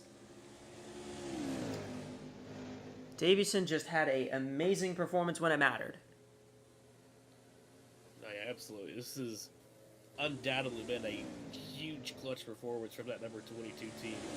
Scott did everything right, went until just the right time to strike, and pretty much after dealing with the 13 all race long, kind of just let the 13 do their thing until they started fading late in the race. Just took advantage, got on the right strategy, and right now, smooth sailing out in the race lead with probably just about 15 or so laps to go here for the number 22. Still has almost a 14-second lead to the 96, but catches the wall. Cut the wall a little bit. But still, he's got a lot of cushion to work with here. Just let the 6 go by here. I don't think you want to mess around with the lappers too much at the moment. Yeah, she's just got to stay cool, calm, and collected at this point. She's got to bring it home. They're doing whatever back here. 71 of Abby Little's moved up into 10th, actually, past Janet Parkins. Mimi Marino sitting in 12th position. Actually, you know, discounting everything that's discounting Yanni Waterton being knocked out of the playoffs here, it's actually been a really good day for MBYW Motorsports. 7th place for Waterton and then 12th place for Mimi Marino. I mean, this is a great run for that team. They've desperately needed something good to happen to them all season, really. It's a great run for the team. And like you're kind of talking about earlier, honestly, just the fact that Waterton made it this far is an accomplishment in itself. And absolutely. Probably just going to be probably the first car out on the outside looking in. So yeah, definitely a fantastic job out of that number 13 machine. That she stayed in the hunt pretty much about all night long, and fortunately, as long as that 22 is out front, nothing much she can do about it, but still, she's kept her foot in it all night long, and still going to bring it home with a good finish in 7th. And this 22 has just absolutely lit the track up here in the latter half of this race, and she's just looking to try and close this one out, still managing that gap to the 96. I thought that would honestly start going down quite a bit at this point, but no, it stayed pretty stagnant. It stayed put. In fact, the 96 is starting to lose time. It's starting to lose time. I mean, as it stands right now, the top 4 cars in owner points all would be in the final 5. The only one that's... The 71 is the only one of those cars that isn't, and she's like 23rd, I think. Ooh, 22 got the wall pretty good there. Don't want to be doing that. We've reached our Windows 11 to go. Andrea Davison out front by 14 seconds. Angeli Rugatino is 2nd, and Alicia Byrne is 3rd. Those are your 3 lead lap cars as it stands here at Rockingham. Halis Jukovic in the 62 is 4th. Mika Haurina in the 34 is 5th. DeGabri Abriella in the 20 is 6th. Yania Waterton 7th. Nietzsche Garnston 8th. Sydney Arariston 9th. Abby Little 10th. As it stands on the cut line, as they run, well, it's Nihale in by 12 over Waterton, Little in by 19, Jukovic by 51, Malikson by 26, and Davison by win.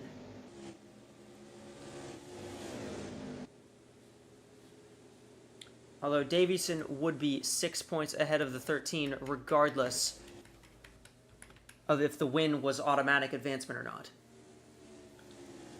Gap started to close now. It's down to 13 seconds for Rugatino up to Davison, but 13 seconds, and you have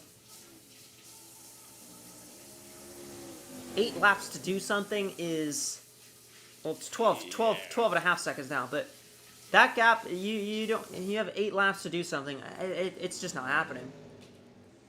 I think that 22 is starting to struggle quite a bit when the tires are starting to slip up a little bit more, especially here on the exit of turn number 2. And while the 96 is starting to close pretty fast, I mean, at this rate, even at a second gain per lap, they're not going to be able to get there. Times just kind of ran out for second on back, and barring a complete collapse, knock on wood, here in these final couple of laps, it looks like it is Davieson's day here at the Rock.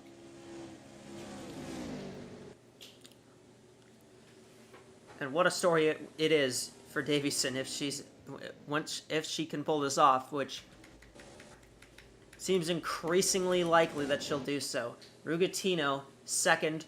Great run for Angeli Rugatino. But unfortunately, just not that win kind of day that I think she would want. 5 laps to go, as we're coming to 4. Actually, Mimi Barino in the 3 car just took the 10th position away from Abby Little, and in fact, Abby Little will actually lose 11th as well to Mila Chestina in the 42. Halis Jugovic in 4th. Gonna have a great day. Again, another great day in this round. Not that she needed it, but you see Davieson letting Waterton pass her there. I mean, yeah, it's not like it matters for position. I mean, Waterton actually will gain a position if she can get past the 20. But 3 laps now for Andrea Davieson.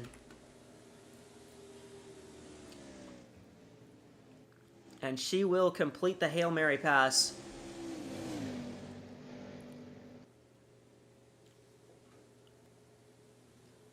Two to go.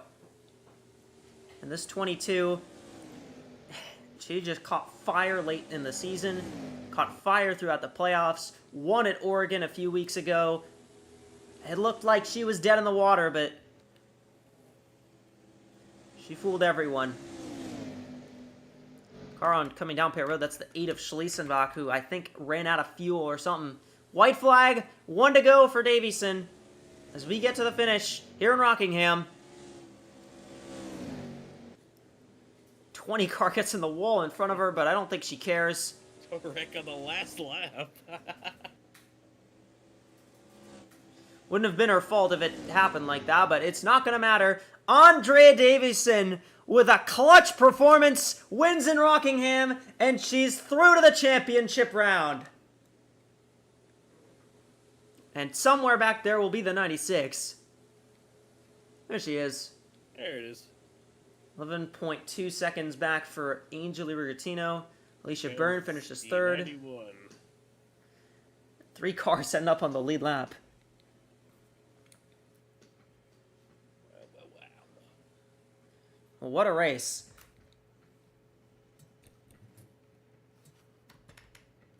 Well, what a race here today from Rockingham. I mean, through all of that drama, we still got a rather amazing winner. Davieson, the first driver in the playoffs to win a race since Andrea Davieson. The last playoff driver to win was Davieson at Oregon to start the second round.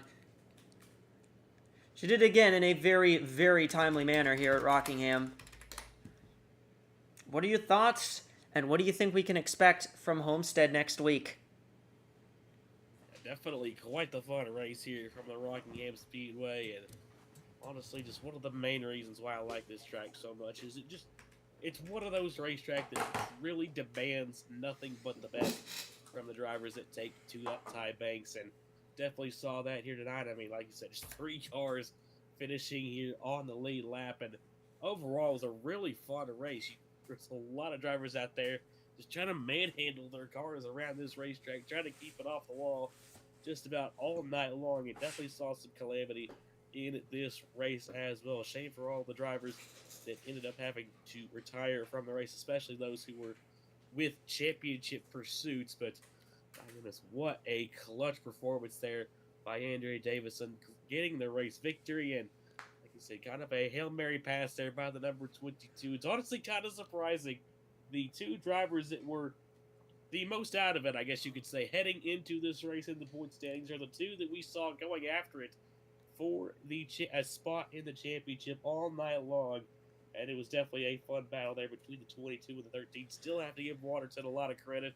Brought that 13 home still with a good finish there in 6th, but unfortunately won't quite be enough. The top of the 22 there of Davison having the race victory. And yeah, definitely kind of a funny fact there. Like you said, last race that a playoff driver won here in the playoffs was Davison at Oregon.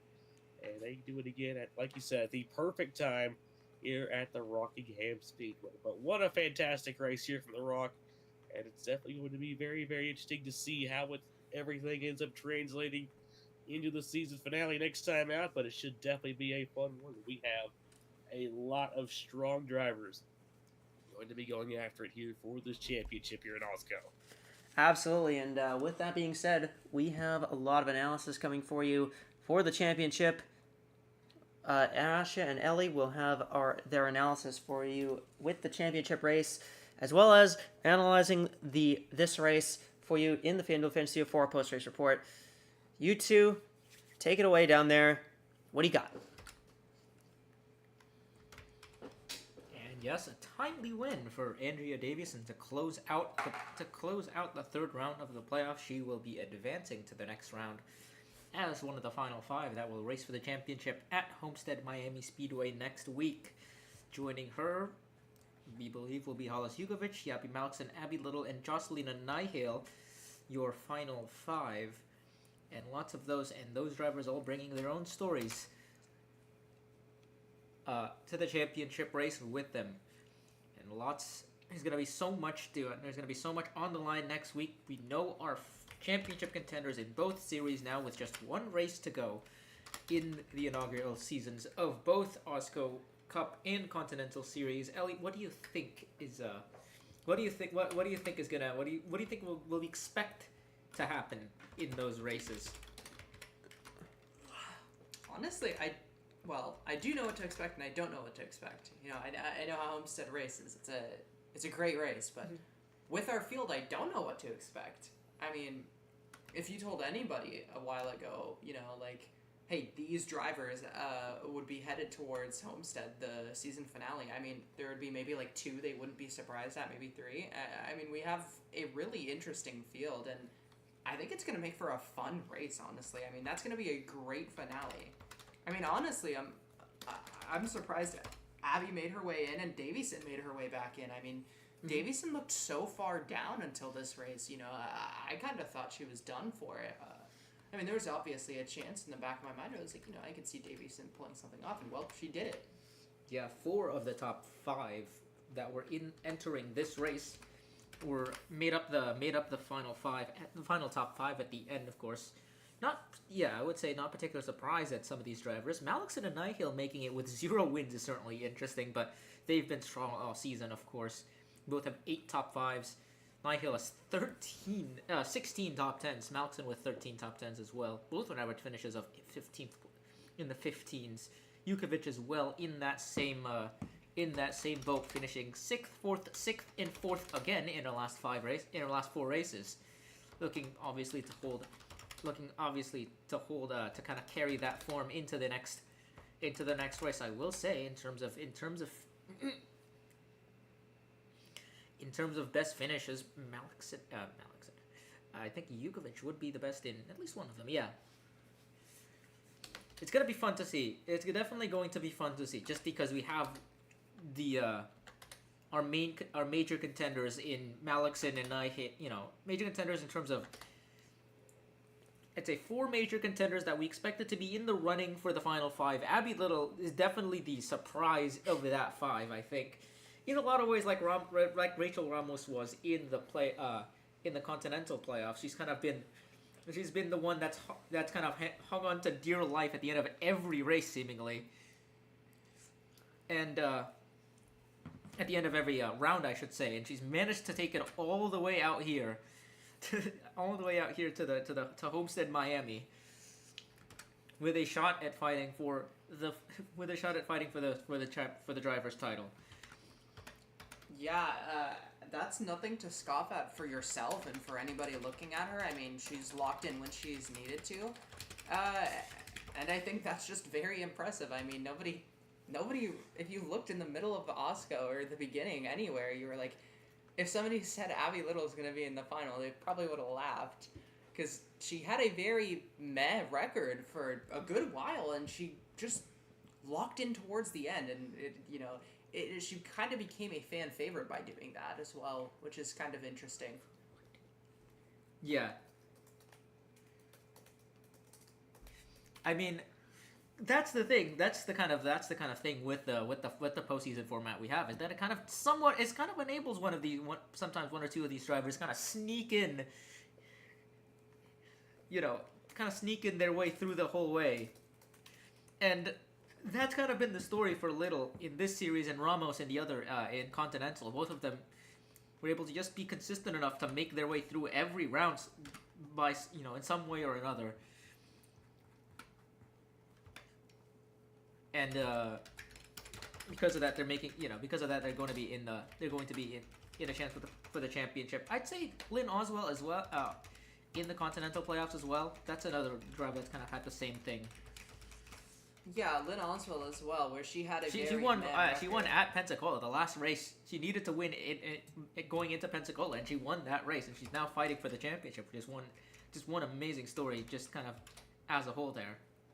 Yeah, especially with her record, she wasn't the best driver out of the Continental Series at all, but she locked in when she needed to, and she got great results when she needed to, and she won at Pensacola. So it's a fun story to see develop, where it's a driver who didn't maybe have the best record and kind of missed a lot of their marks, and they start doing good where when it really matters. I think that's what's kind of made it so fun about these drivers. Mm-hmm. I think that's another thing that made Davison fun as well, because she was good all season, but then for the playoffs she kind of she didn't have the best results. Maybe nerves got to her.